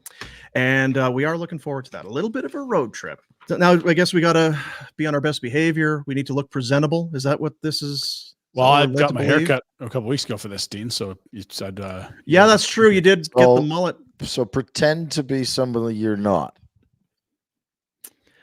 To dress up, like I don't even know. Be fancy, be well behaved. I don't even know if I have a button-up shirt. Don't high kick in the lobby at 2 a.m. Okay, yeah, I'm writing this down. We're gonna be good. I don't know. I can't promise anything, Dean. We need someone to make a list of rules for the. Now that may not be the case. I'm just thinking maybe it would be a spot where we would be on our best behavior, but maybe not. Maybe, like you say, Red, we'll just keep everything rolling the way it is. It's a presentation of Seagram's VO Select Canadian Whiskey. My family's very own whiskey, barrel-aged and set apart, marked with VO, artfully blended, impeccably crafted, as a wedding gift to my son, for the bride and groom. And now, over a century later, from our very own family to yours, a legacy rooted in whiskey. Seagram's VO, growing deeper, reaching out, raising a glass to your legacy. Seagram's VO, make it your very own. There you go. Make it your very own. And I guess it looks as though the schedule will change. Thursday, Friday, Barn Burner from Toronto. Showtime will be 12:30 Mountain. As there's a whole bunch of shows going on. They're popping in and out. Leafs Nation's doing their thing. Daily Face Off. Frank's going to be there. Nick Albert. Everybody's going to be there. So we are going to have Barn Burner in a new spot for those 2 days, 12:30 until 2 p.m. Subject to change. So there you go. Do you like that, Retro? Yeah, I did. Yes, I was. Figured you might. I wonder, do we get samples? If we're in the VO whiskey. I mean, if we're in the studio, it'd be rude not to at least, like, get some product placement, on-site knowledge of the product. Not that we haven't had it before, but it's current, stated up to the times. It is time for the Pinder Report. Can I get some of my very own? Yeah, I know. This is my very own. See how they spelled the whiskey? No E. In Canada, it's whiskey, just a KY at the end. Those crazy Americans with their bourbons and stuff, they throw an EY in there. I'm not sure why they do that. Seems unnecessary. Throw them apart, right? Rye, bourbon. Yeah. Is that now only rye? Rye has no E? Is that what you're saying? That's correct, yeah. It's part of the spelling, right? Their whiskeys down there are corn-based. So there's no rye whiskey in the U.S.? I'm sure there's some, but I mean, yeah, I think most whiskeys that are from rye have the no E, and all the bourbons in the States from corn, EY. Maybe I've messed this up, but that's my knowledge of the situation. We need some Seagram's people to talk to us when we're there. You should have got into the Pinder Report first, and then he could have been part of his Pinder Report. Or just don't bring it up. Probably shouldn't have brought it. Time for the Pinder Report, a presentation of Village Honda. It's as though Honda designed the CRV for Calgary and its unpredictable weather. No matter the conditions, the CRV sits atop the pack among compact SUVs. Feel confident behind the wheel of your CRV, as Honda has included a plethora of driver safety features that come standard. Just standard. You pick up a CRV, you're getting all of it. It's all jammed in there. It's what Honda does, and they do it for you. Village Honda, your dealership for life in the Northwest Auto Mall and online at villagehonda.com. They present the Pinder Report. Back to Saturday we go, the final pre-All-Star game contest for the Calgary Flames. A 10-day break they are now into that will see them return to action on Feb 6th in Boston. How would they close out this homestand with a 1-4 start to it against one of the worst teams in the NHL? Well, let's check in on Afterburner following a 1-0 Flames win. There's lots of room for this team to be much worse if you are on Team Tank, and if you're on team that can make the playoffs. Tonight's a tough watch because that's a bare bones half the Blackhawks, half the Rockford Ice Hogs type roster, and you were in shambles defensively. I mean, I don't know if I can name half that roster tonight, honestly. And the funny thing is after the first period, the Flames' expected goal ratio was 29%. The only reason it was that high is because the backline line was at 60. It'd be interesting to see what the team would be like without the backline line doing what they do most nights. Because most people consider them second or third on the depth chart whenever you see those sort of depth charts every night before a game. But they're the first line in terms of they chew glass all night. They play the hardest minutes, and they're usually the best line on the night in terms of chances and shots. So even with a line that played well in the first period, caved in against an awful club. Thank you, Jacob Markstrom. 2 points for you, Calgary. What are those numbers? How do you get those and know them? I mean, they're readily available on the internet for those that seek them. No, they're on the internet, but how are they? Who's like, how's the calculation? I'm not questioning it. I was like, he knew that at the end of a period, all these, what? Yeah, based on where shots come from, there's an expected goal of, let's say, 10%, 5%, 1%, this 90%. This is my concern. Yeah. I'm sorry, I'm kind of hijacking this. I wish I could do this off the air, but I don't want to. We're going to Toronto. We're going to have to frickin' dress up. We're going to be around professional people that do this professionally, like, and have these numbers and stats. And I'm going to show up and look like. They know who we are. They're inviting us. They're not inviting people in Calgary they've never met to talk about Corsi. That's not us. I'm a little worried. If we show up there and do lots of experience, what we do, people will be like, "What is this? I thought they did fart jokes and stuff." We'll be true to ourselves, Retro. Okay. Yeah. We'll make sure that the internet line is. My anxiety was just skyrocketing. Yeah. If you don't talk about gravy, I'll be disappointed in you when Toronto. I'll leave it right there. We are who we are. We'll have a great Ask Red on Thursday, the first day. We can ask you all the reasons you love Toronto. My friend's an idiot. He's getting married. Should he? No. Never got married. Third time. He's nuts. Are they talking about hockey? I thought it was the All-Star game. It's a hockey show, you say? Okay. Look at the standings. And again, it's all perspective, gentlemen. 24th in the league. Not ideal. That red cutoff, there's a big gap there. But sometimes you got to just twist your perspective a little, Dino. Why would? Yeah, there we are. See? So now, what makes that cutoff? What are we putting? Well, there's just a big gap in the records. I mean, Minnesota's 2 games under 500, and Columbus is 9. That's a large chasm there. I think they can be the worst / best of those teams below the red line, boys. I really do. If you start moving assets. Yeah, if Conrad get off his ass and move some guys, let's go. And I feel for Connie here. You can't just make a deal when you want to make a deal done. You got to make a deal when other teams are ready to do it. Everyone is absolutely dry humping the cap. You need every single day to pass to open up more cap space for a lot of these clubs. I'm sure he would have loved to have traded Chris Tanev in December. Eat salary. They will be doing salary. That. Yeah. That and, right? Like, I think the Oilers have less than $1 million in space at the deadline. And that's if they wait right to the last day. That's like they can only add barely a league minimum player. That's where a lot of the contenders are this year. It's not going to be easy. Speaking of the cap, Ryan Pike had noted 3 players were sent down by the Flames. Coronado, Schwint, Klapka, all down. Why would you send them down? Don't those fellas deserve an all-star break? Well, here's how tight the cap is. 10 days of those guys in the minors open up $500,000 for the big club at the deadline. Pike ball for you. They'll have some space. We'll see how they weaponize it. Shouldn't they go down because they need to play too? It could be that too. Double bonus. 2 good reasons to send them down, right? So potentially they could add, because I'm thinking of maybe, well, why are they going to be adding salary? Are they going to be, well, you could maybe take some bad money. Is that what you're saying? An extra $500,000 there? You could be a bank for a team and say, we'll take the player you're moving to Toronto, eat half, give us a second, and then we'll move him to Toronto. We've seen that happen numerous times in the last 2 years. And there you have it. Or you could go, hey, Julian Brisebois, it's Craig Conroy. We're looking to add Craig to Stammer. He's a free agent. I don't know if you noted. We got lots of cap space. We want Stamkos. Bring him in. They're a Stamkos away, guys. Great scorer. Be less of that, more of the former. As noted with Frank, who we just had on, big article specifically on Chris Tanev. Yes, he's got his trade targets and his trade board, but a full article dedicated to exactly who is Chris Tanev, how does he play, what is he worth a read. And the Chris Russell one does feel like it's in neon, Dean. I like him more than Chris Russell. I think he's a better version of Chris Russell, but they're the same type of player. And I think it's probably a reasonable baseline for a return. Shot blocker, blood and guts, heart and soul, whole heart and solar. Yeah. Yeah. I do feel your disappointment though. I feel that you're disappointed. You were.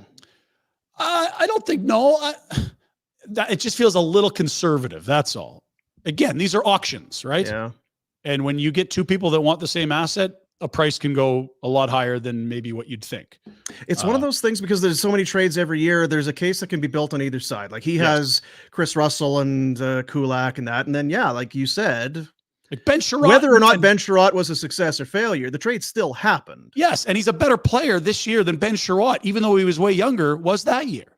And he's a better player than David Savard was when Tampa brought him in to be a third pair guy. He will play more minutes than David Savard did with the cup winning Tampa Bay Lightning, who got a first. So you can play both sides of it. And it's what makes the deadline fascinating. Some years it's like, wow, you're getting that for that player. And other years like, wow, it's just a soft market. We don't know what it is yet. We'll see the real offers come in the next 6 weeks. I saw this on the weekend and I really enjoyed it. This was on Flames Twitter. If only they could just find a way to get a high pick. Can't believe Markstrom's doing that to them. Now, for those listening on the audio podcast, Dean, could you explain said cartoon or graphic? Well, you have the Flames at the top of the screen, and they're a body of water, a big, burgeoning, strong body of water. A reservoir, Dean. And then at the bottom is Macklin Celebrini, who's expected to be the top pick, in the top prospect coming into the draft. And then there's a big, concrete, strong dam that's holding back that body of water. And it just says Jacob on it.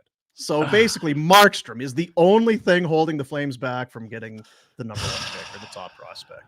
Yeah, it might be exaggerating a little, but a top 5 pick might be down in that valley. But if you're in the top 5, what are your odds? Like, yeah, you got to cut in the lottery, right? Yeah. And the thing is, you finish dead last, there's still a better chance of you not picking first overall. Friggin' Markstrom. It is that scattered. People should be booing at the Dome. So here's a breakaway for Kachuk. Oh, big save, Markstrom. Boo! What are you doing, dude? Now Kurashev on a breakaway. Boo! He stopped him again. Now Reichel moving in. Boo! Markstrom. Draft lottery. You're screwing us. Either that or he's pumping up his trade value to maybe even something. That's right.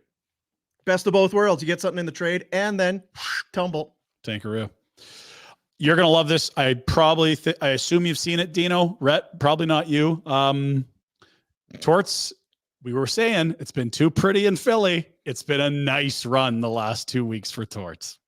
Plays and not doing the things that maybe you guys did really well. Are you the same guy I talked about? Did I go at you I'm not answering any of your questions. Now remember, Cutter Gauthier was traded from Philly to Anaheim. He wouldn't talk to the brass of the Flyers when he was over at the World Juniors. They get the young defenseman Jamie Drysdale back from Anaheim. Big swap of some mega prospects. And one of the reporters had said, maybe, just maybe, Kevin Hayes, who left, has been talking with Cutter Gauthier and saying, you don't want to play for Torts. And it was totally debunked by anyone surrounding Kevin Hayes' camp. And Torts lost it on the guy. Well, that guy's he's got a job to do. Not much longer. You can't do your job. Sorry, Jack, do you have that video again? Because I love the look on Torts' face because you can see it's kind of sinking in and there's already that look of disgust in his face. He's not hearing a word of the question. It's like, it's you, isn't it? You son of a bitch. And not doing the things that maybe you guys did really well. Are you the same guy I talked about? Did I go at you I'm not answering any of your questions. I mean, I don't know. Are you the same idiot? Are you back here again asking stupid questions? And he's being polite. He's like, I don't want him to speak for somebody else, but are you? Was that you? That was you. You put yourself in Torts' head there. It's like, wait a minute. Is this that MFer that he said? That just, yeah. What? Are you the guy? Are you the one? I'm not answering. So, Peter, what kind of reporting did you do down at the arena today? What's the latest of the fight? The coach won't talk to me. Yeah, Anthony, how'd the one-on-one go with Torts? Not good. Yeah, no, he's not. He told me to F off. Yeah, not good. What about the UK? Can't get a one-on-one. What about the press? Won't answer my questions. Yeah, he won't. Made me happy. Are you the guy? Nadine, we all know you love sharks. So let's go to the San Jose Sharks, one of your favorite color schemes. They've added the New Jersey. Look at this little tweak on the logo. How many jerseys has this team had since coming into the league? I don't know. Is it more or less than other teams? I have It's no just idea. so many. It's so many. Black is very prominent, Rhett. What do you think? It looks like the an AHL jersey. That's what I would say. It's Is that not what the Is that Barracuda Worcester wear? Sharks? What do we got here? It's great. It's whatever. Now, this is kind of neat. On the weekend, it was Detroit facing Vegas. The Wings got a big upset win. And have a look as Christian Fischer drives the net hard on this Andrew Kopp goal. Better version. We'd love to see it. Okay. Brown University. Former, of course, our favorite alumni or alumnus, as Rhett would say, is who from Brown? Curtis. Brown Bears. Who? Curtis Brown. Went to Brown? That's incredible. Not Curtis. Well, maybe he did. Garnet Hathaway. That was our boy. My Now, brother Brown- got a letter from Brown as a youngster. What letter was it? Liked his game. An A grade. The women's Brown team had a whale of a player. It's the first time I think we've had the women's Brown University team on the show. Let's have a peek. Sadly. Bleeping Michigan. And that's a pretty good pace. Oh. I'm waiting for the first person to do that, to come around the back of the net, grab the puck, and then go to whip it in the net and put it right in the netting. Above the net? Right out of play, 2-minute minor, My get in the box. thing is that person coming around the net, if they're doing that, their head is 100% down staring at their stick. Yeah, drill And time. Wendell Clark is going to reemerge in somebody's mind. And Yeah, I'm putting this absolutely right in your sternum. yes.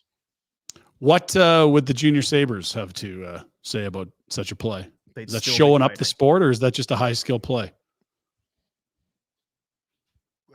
What was the score of the game? I don't know if they had a bug in the corner. What was it? Depends Might have been on a the big score. goal. I don't Are you like showing it up, or is it a, We is it a were, play we to were win the beating a game? team the other day, pretty good, Brett, and one of the boys tried it, and I did not approve. Didn't you say though the score, the way you coach, it's not about what the score is, it's about just how your team plays the game in general? Yeah, but when you have you're up a whole bunch, you're going to rub it in and make clearly the team you're beating is not as good as you are, so you're going to start showboating by trying fancy So plays. it was one of your guys that did the Michigan? Yeah. Tried it? Yeah, we were way up, and this Oh, kid tried to boy. do it. I'm like, no. Respect the game. That is kind of the discussion point on the Michigans. Is it showing up? Is it showboating, or is that just the same as? I think it's part of the game risk now. there. It's one hell of a Becoming play. it. Yeah. It's. I think that the old man yelling at the clouds is going to end because it's going to happen a whole bunch, and it's like, well, that's Gretzky setting up behind the net. The Office, yeah. What would be worse for that kid on your team coming to the bench after trying it? Being when you're up by 4 or down by 4? Ooh. You can't showboat, you're showing up your opponent, or what are we doing here? Well, if it goes in, you're down 4. I don't think there's any problem with it. I guess so. Who did we see? What was my other kid's team? We were down to 2 or 3. And he had a breakaway, and he did try to go through the legs on the breakaway, and we're like, this is not Time and place, Billy. the Time and place. time. Yeah. Let's go to the NFL, creativity. fellas. Let's One game left. I'm sorry about that. The good news is it's the game of the year. It is the Super Bowl. It is 2 weeks minus a day away, and it is a rematch. Kansas City against San Francisco. Oh, get excited, fellas. Look at this. Is this the game that was last year too? Not last year, no. That was 2 Philly. years ago? I believe it's a couple of years ago, yeah. There's a big save Brock and Patty Mahomes. Oh, get excited. Get excited, Dean. Feb 11. Feb 11. How do we feel? We'll do our picks later. Don't worry about that. In terms of sex appeal, in terms of the matchup, are we happy? Because I don't know Very that it gets any better for storylines than these two. Very, very happy. Tons of sex appeal for sure. Taylor Swift in the Super Bowl. People are going to Yep. hate it. People are going to love it. And Brock, Mr. Irrelevant. Yeah, just going to bring back Brady if you don't win, son. Yeah. Game manager. Silence them. Silence them. I'll say, like, Green Bay went in and almost beat San Fran. And Yep. then Detroit went in and should have beat San Fran. They're up big in the first half, yeah. Right? Like, Poor Detroit. Do you What's say our takeaway there? It's like, this is not the same old Lions. This is new. It's like, that's kind of a Lionsy thing that they would have done there. Wow. That's a pretty good lead. I feel like Dan Campbell, for as good as he is at a lot of stuff, he needs a guy on his hip that just does fourth down stuff for him. Everything else, just keep doing what you're doing. Oh, Antonio Brown. Stop Antonio. It. And that is the first time I've seen the hashtag CTESPN. He is insane, Antonio Brown. It's tough with Campbell, right? Because he's done it all year. It's what he's done. It works. And it's like, this guy's got the biggest balls in the building, man. This guy's so good. You can't win. A little hard to argue this. I mean, So if he doesn't do it, and it's like, oh, look at this, he abandons what got him to the dance. If this was the regular season, he just can't win, and everyone's gonna hindsight the shit out of you. If he makes, he's a genius. If he doesn't, he's a complete moron, and it's all he has is that moment to make the decision. I just worry about when he goes through his decision making tree. He talks about his feelings and his gut. Doesn't feel like it's a calculated measurement. It doesn't need to be, but I'd put a man on that guy's hip that just does fourth down shit. I'm a Dan Campbell myself. I kind of like my gut. I love him. I think it's been great, but he's going to take I'm doing it my way, man. Who's this guy in my hip, man? Hey, geek, get out of here. Give me a cola. Brandon Ayuk made the play of the game. A long pass bouncing off the helmet of a Lions defender. He then secures it and was marked down at the 5, then caught the touchdown that followed that really swung the game in San Fran's favor. I love this. This is the family post game. Brandon Ayuk, we got family right here. We got here. Mom and Dad. What are you thinking, Dad? Oh, man, what a game. What a game. He came up big at the nick of time, so we're so happy. We're going to the Super Bowl. That's so good. It is good. We're going to the Super Bowl. Dad's pumped.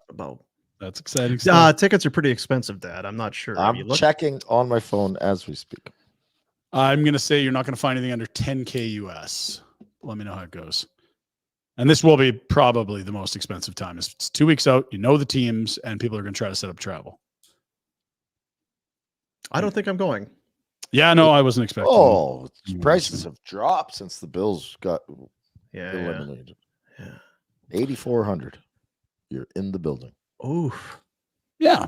Okay, so I was a little high. Maybe 10K Canadian. Well, there you go. Canadian. Oh, wow. Yeah, more than that. What a bargain. There's the numbers. If you didn't see it, the line opened at 2.5 for San Francisco, immediately dropped down to -1 as some money came in on Kansas City, which makes sense. That feels like it should be close. And again, people were left asking yesterday, why did I bet against Patrick Mahomes in the playoffs?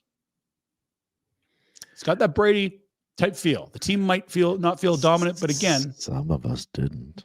Some of us didn't. And what's impressive is it was un-Mahomesy, right? It was have to pull rabbits out of his hat. It was taking what was there. They give Purdy the shot about being a game manager. Stop that. He was game manager. 100% Mahomesy. He does what he has to do to win. Oh, yeah.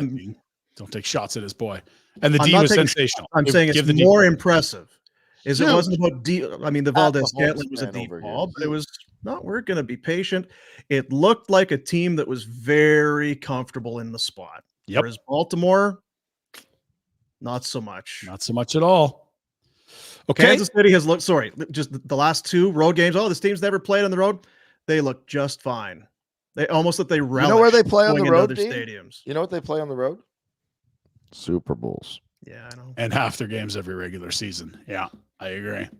So where's just kind of heartstrings, even if you don't like either team or whatever? What are you wanting to see? The dynasty or the Niners with this Mr. Irrelevant kind of breaking through finally? It's a hell of a matchup. Rhett, I feel like it's more if I'm looking behind you and I see a Bills flag, there's going to be a lot of people wanting to see Mahomes fail. Oh, for sure. Buffalo. The people, yeah. I don't get that way about teams. I'm more interested, like Brady. For a while, I couldn't stand Brady and the arrogance, and then it was just like, well, I don't have to like him. I better effing respect. Just got to respect him, yeah. Right? Like this is phenomenal stuff. And I'm kind of getting to that point with Mahomes. Clearly I'm a Bills fan and this and that, but it's like how can I disregard what this guy's doing as an athlete? Like, this is unbelievable. 6 years as a starter, and 4 of the last 5 they've been in the Super Bowl. Wow. I think I saw this one good. 14-3 is his record in the playoffs. Oh, it's incredible.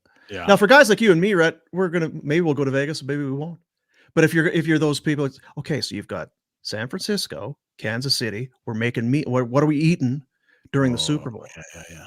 So we're having what? Rice-A-Roni? And yes, just because you have to, right? You got to have Rice-A-Roni. It's a San Francisco treat. And then you got Kansas City. Look at Ryan; he has no idea. Pinder might be too young to even know that. I know Rice-A-Roni. I didn't get the San Fran thing. I thought it was a Rache Rice reference or something. No, that's their cell line forever. Rice-A-Roni, the San Francisco treat. It was there. That was always the whole thing. And what are you doing? You're doing what? Ribs? Kansas City? Is that the thing? I would think it's ribs, barbecue, Kansas barbecue. Where do they do that Highline chili? What city is that? Is that Kansas City? Highline. You Google it. You can carry on, Ryan, and we'll have the Highline chili update coming. I got some dumb shit for you, boys. I'm very, very happy with the shenanigans section of the Pinder Report today. And that's what usually happens over the weekend. We get bombarded with dumb shit. We get to sift through and find the best on a Monday. Let's start. Cincinnati. Let's start with Thank you, Rhett. Brilliant photo. As noted in the tweet, this is a Far Side cartoon, but real life. As Dean, it looked like you'd had in for another checkup with your eyes, and you nearly made it. Yeah, that is Far Side for sure. For those that can't see this, it is a car that has gotten halfway through a wall, and what is the store? It's Vision Center. Yeah, it's the for eyeglasses and vision. Brake shop might have been the only other thing. In fairness, this person, man or woman, clearly needed to get there. They almost made it. Yeah, they should be going inside.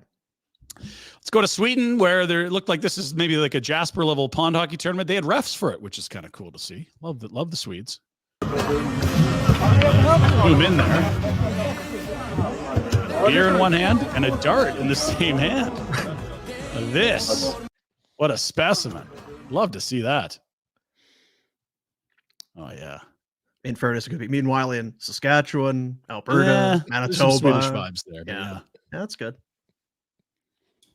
Just add schnapps. Love it. We had a reporter last week. Your boy from Edmonton, I think, got piled up with that tobogganing accident. Ontario, but yep, sure. And that was sorry, I assumed it was Edmonton, the big hill there. That was a little embarrassing, but at least pretty cool. This is next level, because when you're young, nothing more embarrassing than mom showing up. Is it because of this is my mom. Hold on. I'm trying to work right now. You over there calling my phone. This is D'Angelo. You can say hi. And don't be holding up traffic because you got cars behind you. Did you report baby? Hi, baby. Stop embarrassing me. I'm at work. Mom is so proud. Oh, so proud. She's so just going around the block nonstop. He turns his head and you don't know what it is. And you're like, oh my gosh, like, is he in trouble? Is there a criminal? He's like, oh no, this is my mom. Yeah, that's not what I was expecting. Speaking of not what you were expecting, because this one, I mean, you never know where they're going to go when it starts with a ladder in the video, Dean. Yeah, never. Getting up on the roof here. Standing on the. Oh, wow. That was smooth. Why is he standing on the eaves? Yeah, you got to be smarter than that. That's your first ladder. Oh my yeah. God. And Plant sticks the landing, 9.2. With like huge things on his shoulder there, like massive 2x8s. That's incredible. That is incredible. Cat-like reflexes, Red. I almost think it's AI. That's how good that is. It's like he planned it. Yeah. Why is the camera on though? What's it like? To take the other side. Just happen to have the camera rolling when you. Security cam back door. Yeah. All right. Yeah. See, I'm so skeptical now. Now, when we go to the gym, we never know what's going to happen, especially if someone's got a lot of heavy weights. Let's check in at your gym, Dean. Oh, ow! Watch out! Ow! It might be too much. Oh, he gets it right in the chin too, and then it falls on him. That is tough, man. Well, that first. So what is it that smacks him in the head? Is that the? So he grabs the barbell and he's What's not evenly balanced, so it falls one way and then it tips back. Wow. And then bonk right in the head. Oh, conky, and then it falls on. That's a triple whammy. Clunk, bang. Okay. Get that I like the ones where the guy actually does the lift and then passes out. Like he passes he out pushed so hard. Bonk. Yeah. And then the bar comes down on his throat. I've done some Googling. There is a particular type of food called surströmming, and it is fish in Sweden. But what's unique about it is it's fermented in salt water for a significant amount of time before it's eaten. And Dean, it has a distinct rotten eggs type scent. It's ludicrous. Here we go live. Disgusting. This is Dean and Rhett. They're trying surströmming for the first time. I'll try.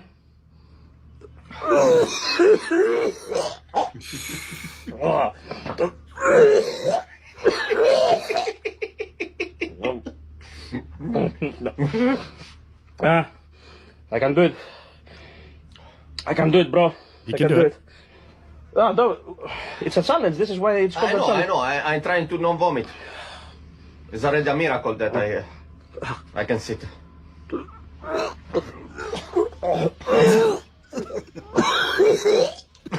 at the flies. The flies, it's full of flies, right? Yes, they recognize the smell of the dead. Yes. No. If I don't smell, maybe. No. People, I don't believe this. No, it's not possible to eat this. No. Look at the. No, it's completely decayed, bro. Yes. Yeah. Oh. I don't believe, bro. Bro, look at that. I will.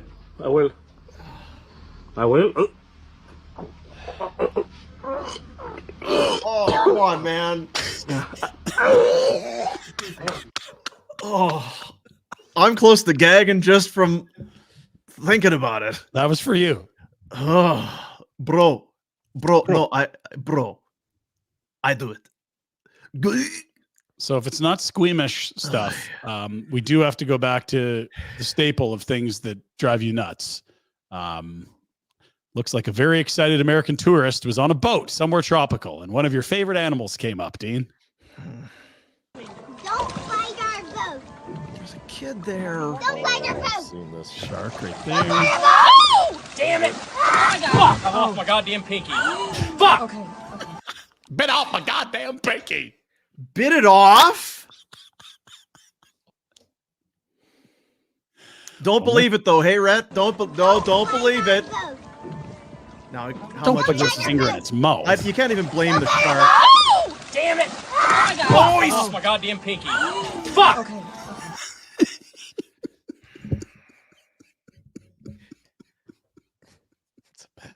The kids are traumatized. This is not how we're supposed to go. You could hear the wife. She goes, Bit off my GD pinky. You almost My can't goddamn blame the pinky. shark. It's like, hey, let me go. No, I'm not letting you go. Please, look, I'm a shark.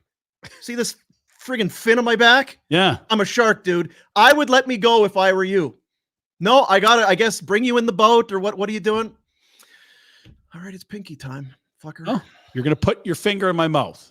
I'm a shark. And then he did the spin there. Immediately, just reflex it. Into the blender. That's my pinky. I can't. My believe he goddamn didn't- pinky. What's the idiot doing though? Once the finger is in there and he's not You're hooked. reaching with the other hand, going, "This is desperation mode. Yeah. You're I'm done. going to have to commit here." You're done. That pinky. And then what twist they and off. didn't show you is the shark was like being all cocky afterwards. He's got his pinky in his mouth like a dart. It's like, oh, have I got your pinky over here?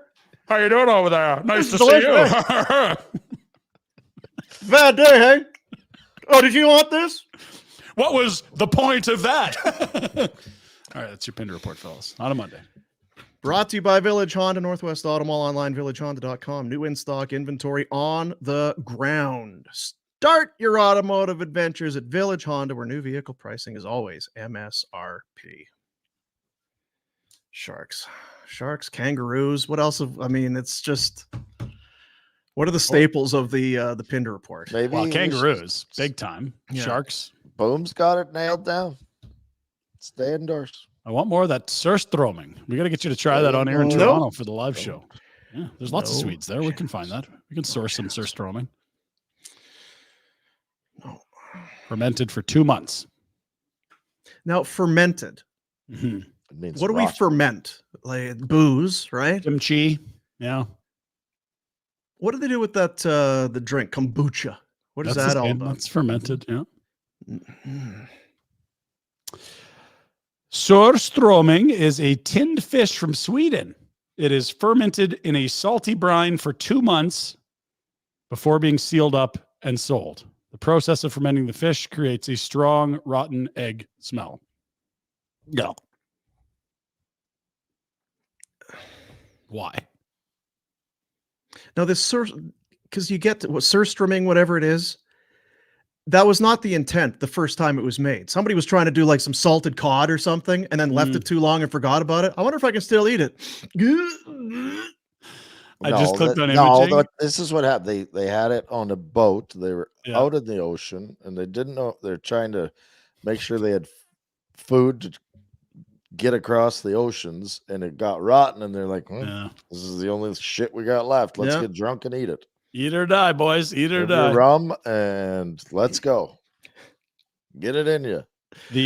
I've gone to look at images, and most of the pictures of it are next to people heaving, trying to eat it without barfing. This is legitimately a thing you try to do in Scandinavia. Have you ever smelled a rotten egg? It's not ideal. It's kind of like you just stop. Once you have that smell, I'm not going any further. That's hideous. I'm done. I'm not touching it. I'm not smelling any more of it. And I'm certainly not I'm not eating it. People are so stupid. Between the shark and that, yeah. Yeah. Ripped off my goddamn pinky. My goddamn pinky. Give that to the shark and keep your finger. That's what you do. That's a good trade right there.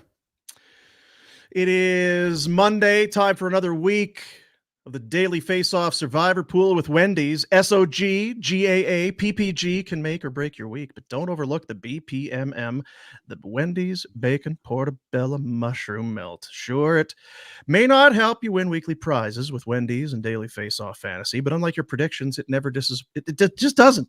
It doesn't disappoint. Just you come back for more. Try your luck.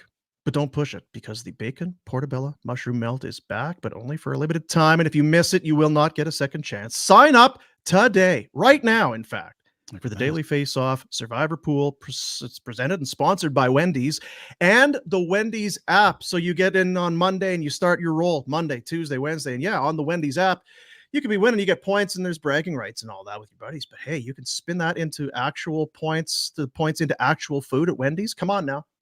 Come on. Come on, I'm taking Johnny Gaudreau over a half point. Johnny to get a point today, and we'll move on tomorrow. Let's go, buddy. Ooh, that seems risky. There's not a lot of options out there. Only 2 games tonight. And Johnny looked pretty good in Calgary. All right. He loves the Dome. I mean, gosh. Did you have any more Wendy's on the weekend there, Rhett? In Roch? Just once.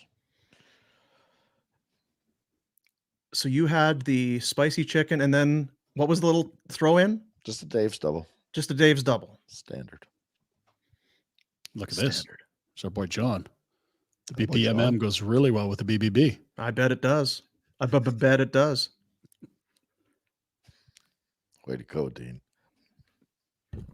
Oh my God. Shut up. Wendy's Bacon Portobello Mushroom Melt. I might get one today. No. If I leave the house, I might get one today. You'll get 2. Be honest. Don't lie to us. Right you are, Ryan. Right you are. Will you get 2 of the same? Yes. Really? Limited time, Rhett. I guess. Come on, buddy. Limited time. The rest of the year you can have it down here, so. Really? Ever? BPMM isn't in I the don't know if it's USA? ever, but I didn't see it on the menu that day. I was sad. Right? I have some concerns about that country. A lot of great things, but there's some very weird decisions. So good. Is that hard? So we've talked about that. We haven't really talked about the football. How much of the football did you take in there yesterday, or Retro?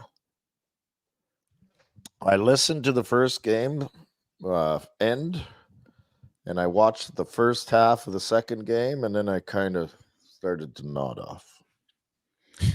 I feel for Detroit. Yeah. You went in there and you had such a huge lead. Just don't. And it was over. So that third quarter, it felt like the Lions never had the ball. Niners D did exactly what they had to. They immediately got the ball back to the offense, and it was just like poof. Now San Francisco is in control. How quickly this lead that you have, and you feel so, how quickly can we snuff that out? Yeah. Like that. And that was kind of okay. You've got a ways to go, I guess, Detroit. And this is why San Fran has been so strong. And honestly, it was two teams that I think are really good football teams that just wilted a little bit under the pressure. And there's two teams that had been there before, and they knew we could stick with this and still get there. Kansas City and San Fran have been here before, guys, like a fair amount here. Like Garoppolo took this team to a Super Bowl. That tells you a lot about how good everyone else is on the field. I don't know like I said, I don't know how to break down what the coaches changed or if they changed anything. But if you're going into halftime and you're Detroit, you keep doing the same thing. Mm-hmm. If you're KC, they're going, okay, we're going to change some things. Yeah, San Fran, yes. San Fran. We're going to change some things.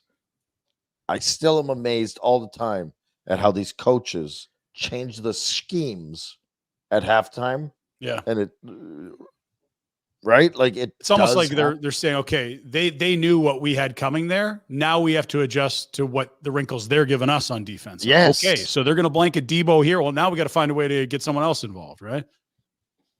And then the players could execute it, right? The players have to execute it. Yeah. But the impact that a coach and a coaching staff so huge on an NFL game is completely different than an NHL game.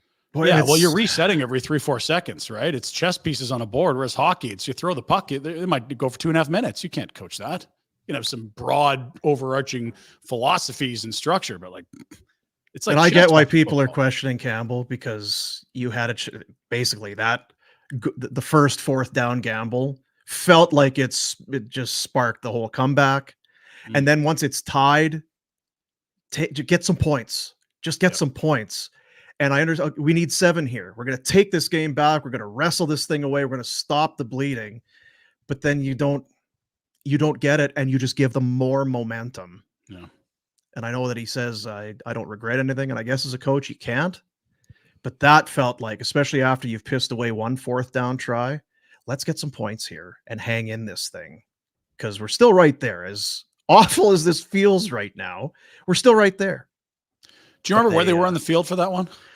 It was around the 30 or my top of my head. I mean, yeah, it's field goal territory for sure. And then they showed the kicker. He's like, probably would have liked a shot at that one, maybe get some points. Okay. Yeah. Don't talk to me about kickers. Can't trust the bastards. No. All right. They're real good on the sideline, so I can make that. Get them out there. I would have made that one. So with that in mind, on Friday, we put in our Betway bets. Betway, the official gaming partner of Barn Burner. Bet the responsible way with Betway. Get the Betway app and play along. Only one game left. But however, what a game it's going to be. The big game coming up in a couple weeks. I had Baltimore -4 and Detroit +7. A late touchdown for Detroit, Dino. Save the bacon. Yeah. Little backdoor cover for the Lions there at the +7. Baltimore, regretted that one fairly early. As the Chiefs, Kelsey's too distracted with his girlfriend. His girlfriend Taylor. It's good. He looked focused yesterday. Didn't he look all right? How's that take aging, by the way? The Taylor Swift had him off his game as he now advances to the Super Bowl again. He's got to stop thinking about girls and start playing football. Seems pretty content. So there you go. 1-1. 31-29 I guess guarantees me Good year. a 500 record. That's better than 500, Dean. That is nothing to be ashamed about. Yeah, well, there's speaking of retro. ashamed about. Thought I had them both. Yeah. I thought you had them both too. And then the late points from Detroit. Same boat for me, Dino. I had the same picks as Rhett. We were pick pals. Nice. Pick buddies. Yeah. Look at this. Jacko, are you kidding me? Let's go. Over 500 from Tied the for depths of the first? seas. Jack, this is BS. What? He's not keeping track of his picks correctly. Oh, come on, Rhett. You accusing Jack of... Tell us I am about your accusing- picks and what. Remember how horseshit he was? Like, he had one win, and like, what are you talking I about? was at last for a while, and then A good Pinder month. really Well, slipped away after he switched it up from the. Or you've been still doing that. I lost 11 in a row. That was a Yeah, tough- but you know what happened, right? Pittsburgh out of the playoffs. No more picks to botch. All of his horseshit picks were gone when the Steelers were gone. It's totally I'm true. Sure, he had San Fran on Friday. Rhett, Weird go review the today's tape and tell us the No, time code. I We'll put said it in the San show Fran notes. would win, but it would be a close game. That's exactly what happened. If That's I why was you got the able to check mark. do these graphics and stuff, I would be winning too. Do you want to take them over, Rhett? We'd hand that to you if you want. I don't have the skill set. It's probably accurate. So there you go. Perfect week, Jack. Attaboy. And we So got is 2 weeks to everybody- mull over the Hey, next picks. boys. Congratulations, Jack. Way to go. Way to go, Jack. So is everybody north of 500? Nope. Because Everyone but one idiot. Oh. Ugh. 5 games under. It's okay. It's not Bet okay. the responsible way with Betway. Get the Betway app on your phone, your tablet, your desktop, your laptop, and play along. Oh, the prop bets are going to be out in full swing. Ooh, right. mama. How long's the anthem? What color's the Gatorade? Yeah. What song is Nelly going to sing first? Nelly? That's our halftime. Nelly's halftime? It's not Nelly. I literally thought they were the same human there for a while. Wow. Okay. Good That's point. racist. No, just the nice, music, Brian. the catalogs. I forgot. Well, Nelly's more of a rapper. Right? It's When all we had that country now. chat Isn't like Nelly 2 all months ago, I country was now? literally thinking about Nelly. You were No thinking it wonder was I Nelly. defending him so hard. I Usher. Yeah, this is R&B. Oh my God. Yeah, it's Usher with all of his dainty ballads. It's getting hot in here. That's what was going on Yeah, in my head. country I'm like, why grammar does going Dean not down, want down, this? baby. What's he What's talking the about? Boom, boom, baby. What you gonna get it? Yeah, that's Nelly. That would be better than Usher. I will agree with you. And I So was that wrong. that going back to that argument. Isn't Usher the good dancer? Probably. Yeah. I guess so. That's not what you need. You got 1,000 backup dancers at the Super Bowl. You need to be a good music. It's You the need key some for- bangers. Yeah. Michael Jackson's a great dancer. Everyone Who's likes that? MJ. Michael Oh, yeah. Jackson. What about Jordan? What about that MJ? Do you think he's a good dancer? Jordan Jackson. Jermaine? Jermaine Franklin, good dancer. For sure. Absolutely. I've never seen him Yeah. dance. I bet she's Oh, got yeah. soft feet, light feet. Twinkle Tuesdays toes. at the Broken Toys. Guy Oh, puts my on a God. Show. Guy Really? Jermaine would put on a show. Mm. Yeah, Morgan's. that's right. What a night that was. 2 games tonight. What were you saying? Yeah, just one actually tonight. Or just 2 one tomorrow. night, one tonight. Because I was thinking about this. We're on the All-Star break. There's no Monday Night Football. It's getting a little light. What are we possibly going to do this? I hate to put you in such a tough spot, Ryan, but with DoorDash, we need to know because that part's easy. That's the simple part. Ordering That's super easy. Just open the DoorDash app, choose what you want from where you want, when you want. It shows up at your door. And for a limited time, our listeners and viewers get 25% off, 0 delivery fees on your first order of $15 or more when you download the DoorDash app and put in promo code NATION25, NATION25. So the challenge is yours, Ryan. What's on the menu? Well, there's one place and one place only. We're going to go to Ottawa because nothing's more exciting than Ottawa on a Monday night. Is the Prime Minister doing something? I tend to stay away from that stuff. JT? We're gonna hit Fairfax and then go to the Sens game against Nashville, and then we're gonna go to Gatineau after and cross the bridge. That was fun. Nice. That's our plan for tonight. And I would go to you, Dean. It is Monday. What's on tap for Raw tonight? Well, the Royal Rumble was held on the weekend. Oh, so Cody Rhodes has won back-to-back Rumbles. Last year, won the Rumble. That means you're going to WrestleMania. You're going to main event. Took on Roman Reigns. He was going to finish the story.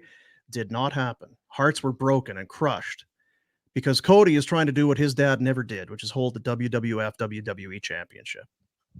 The American Dream. Who's Cody's dad, Pinder? Dusty Rhodes. There you go, Ryan. It's my son, Cody Rhodes. I'm the American Dream. So, it was down to a Final Four. Gunter was in there. We had I'm not a fan of Gunter. CM Punk was in. Gunter might be the longest. I think he is the longest reigning Intercontinental champ. Anywho, was not going to be Punk. No. It is Cody Rhodes, who is off to WrestleMania. And it's kind of different this year. They're like, so who's going to face, because you have Roman, who's the undisputed, the Universal champ, and then you've got the other champion, who is Seth Rollins. A couple belts. There's maybe a few too many belts. Anyway, Cody pointed up to one of the suites where Roman, along with the wise man, Paul Heyman, they were watching to see who might be the opponent. Cody pointed at the WrestleMania side and said, "Yeah, I'm going," and then turned and pointed at the skybox and pointed to Roman, who looked rather shaken. Now, Roman also earlier in the night won a fatal four-way match with some help from Solo Sikoa. Some outside interference from Solo Sikoa. Again, it's the bloodline, Ryan. The bloodline. It just seems like, how's Roman going to win this time? What kind of outside interference is it going to be? Peter. You had LA Knight was in there. It was. How's your boy LA Knight? Don't stop now. He he's lost a couple times now to Roman, but he has to feel as though, because he got jobbed last time, he has to think this might be the opportunity that he had. Maybe it's slipped because we don't know what now is up for him at WrestleMania. Yeah. You've got the return of Randy Orton. We don't know what Randy Orton's going to be doing. What about The Rock? He just showed up like a month ago. Well, that's what everybody's saying. If we're going to have The Rock, what's he going to do? Very quiet on The Rock front. There's some thought now that maybe he's not going to be at WrestleMania to sit at the head of the table. Or so they want you to believe. And take on the tribal chief. So I can guess you're going to be watching not the Ottawa Senators. I know. Well, it's the Raw after a premium live event, Ryan. It's the first event. What are we going to see tonight? Now, you said Royal Rumble. Is there any particular format that's unique to Royal Rumble, or is it just a massive slate of awesome? I'm glad you asked. That's a great question. I'm glad you asked. Yeah.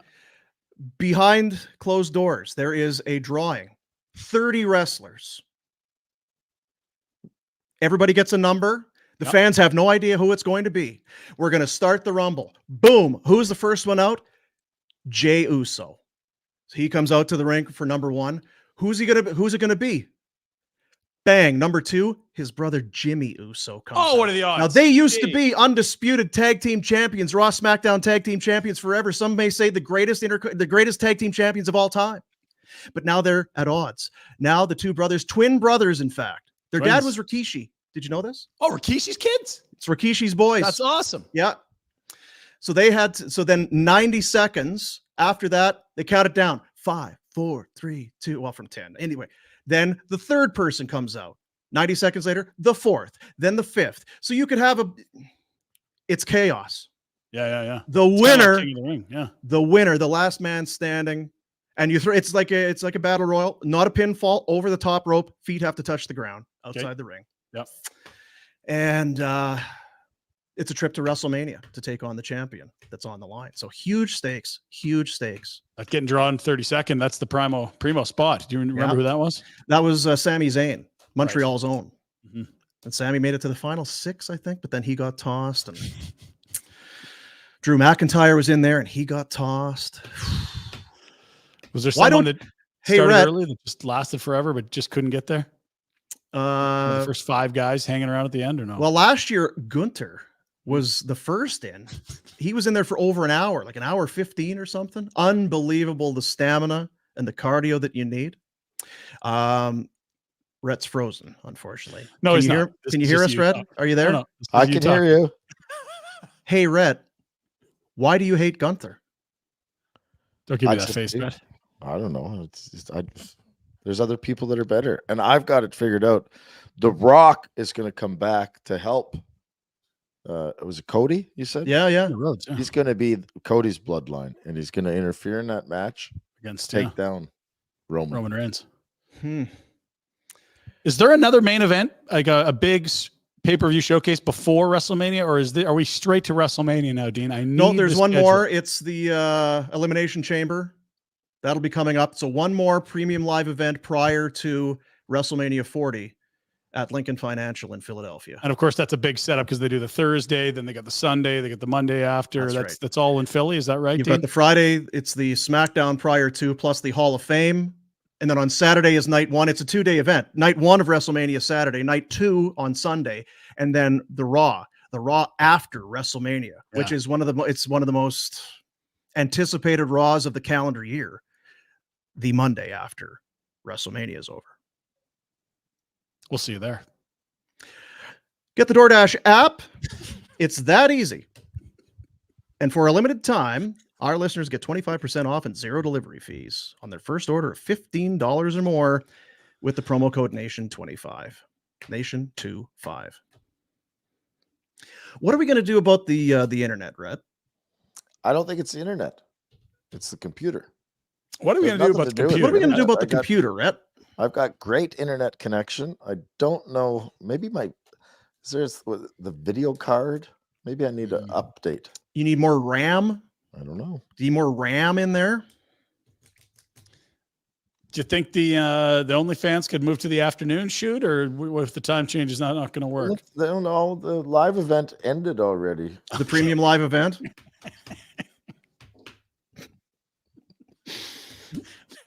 Because I'm not sure what's happened, but it's now daily where you're freezing multiple times. I was gonna close. I was gonna hang up because 3 strikes, you're out. That was the 3rd time. I don't. For who? For us or for you? Yeah. So is that Can how we it hang goes? up on you, or what? How does this work? When your shit doesn't work, you get to just leave the show. Is that how? We should tell the people that run the operations to send me some new gear. It's the commitment. I'll pick it up. I'll pick it up on Wednesday in Toronto. I'll be honest. I didn't watch the game. I would look into this, but I don't. I haven't, and I won't, and I wouldn't know what to do anyway. It's the commitment to the project that you have to respect and admire. Hey, if you're looking for a deep insider, I think probably you're going to have to call Frank. We had Frank today. He was very good. We did have Frank. Yes. Yeah. If you missed that, make sure you press. You know what? I noticed Frank was getting annoyed because you 2 idiots wouldn't shut up. That's what we do. Well, if we stop talking, the show stops. No. You have a guest on and you talked to each other for the 12 minutes of it. Oh, okay.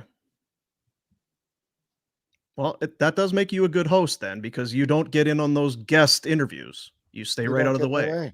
You don't get in the way. It's true. That's why you have guests on. So tomorrow, what do we do on Tuesdays? There's no Flames game to talk about. I thought we were off all week. Hence not watching the game on Saturday. Okay, it's all coming together now. No, I didn't watch the game because it was a terrible game. It was a terrible game. I wouldn't wish that on anyone.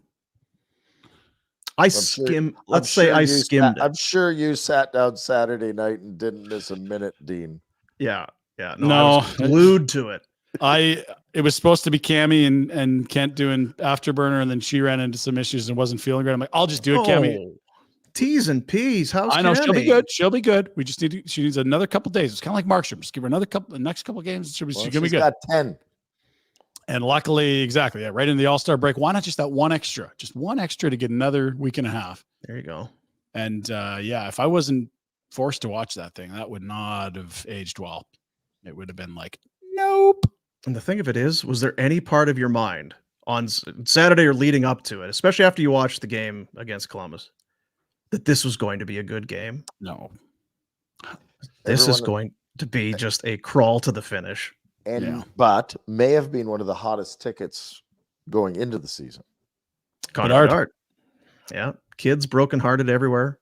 First visit, only visit this year, I believe, too. Yes, they would be pissed. So, Rhett, you were bang on this. 2 big games, then don't like it. 10-day break, coming back. I can throw the sked at you, but I just in terms of now. Trade rumors, trades close. It's February. It's the dog days. They seem to be well back of a playoff spot. Now, what do you expect from these guys when they come back? Not a lot. I think that this is a team that has a tendency to be able to pack it in, and you're seeing it a little bit again. And I'm not going to be completely surprised if there's changes before they do come back. And even if there isn't, I think they're smart enough to know the rumors are we true. see. We're not that good, Mm-hmm. and probably we're not going to be together for long. When they followed that 4-game winning streak with a 4-game losing skid, I think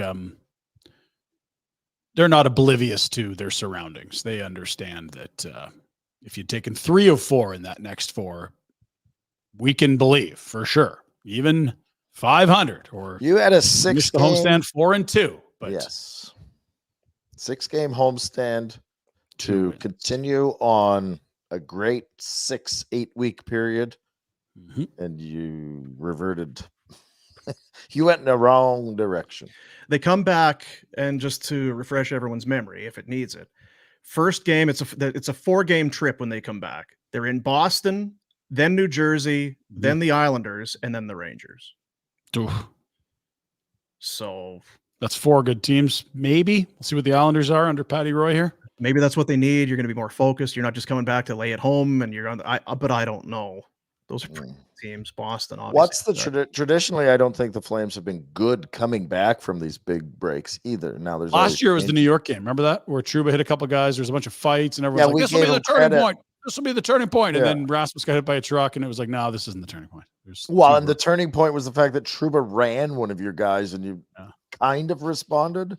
Yeah, and look, they could have not responded. You like that they did respond, but they ended up, I think, losing that in extra time or something. But yeah, we kept waiting for the turning point last year. There never was one. I think it was Lafreniere scored the winner. Laffy, memory serves. So yeah, it's going to be an interesting watch. I would love to, like, if they did do a little piece of business over the All-Star break, I think that would be superb. Not just for us on the content side, but you've talked about it. There's a lot of moves that Connie wants to get done here. If you can get someone right to that level of, okay, I'll accept the deal if it's in this band, get that done, get it off your plate. Palche up. Also, yeah, like we had said, if you got all these guys in Shillington, and that'd be something.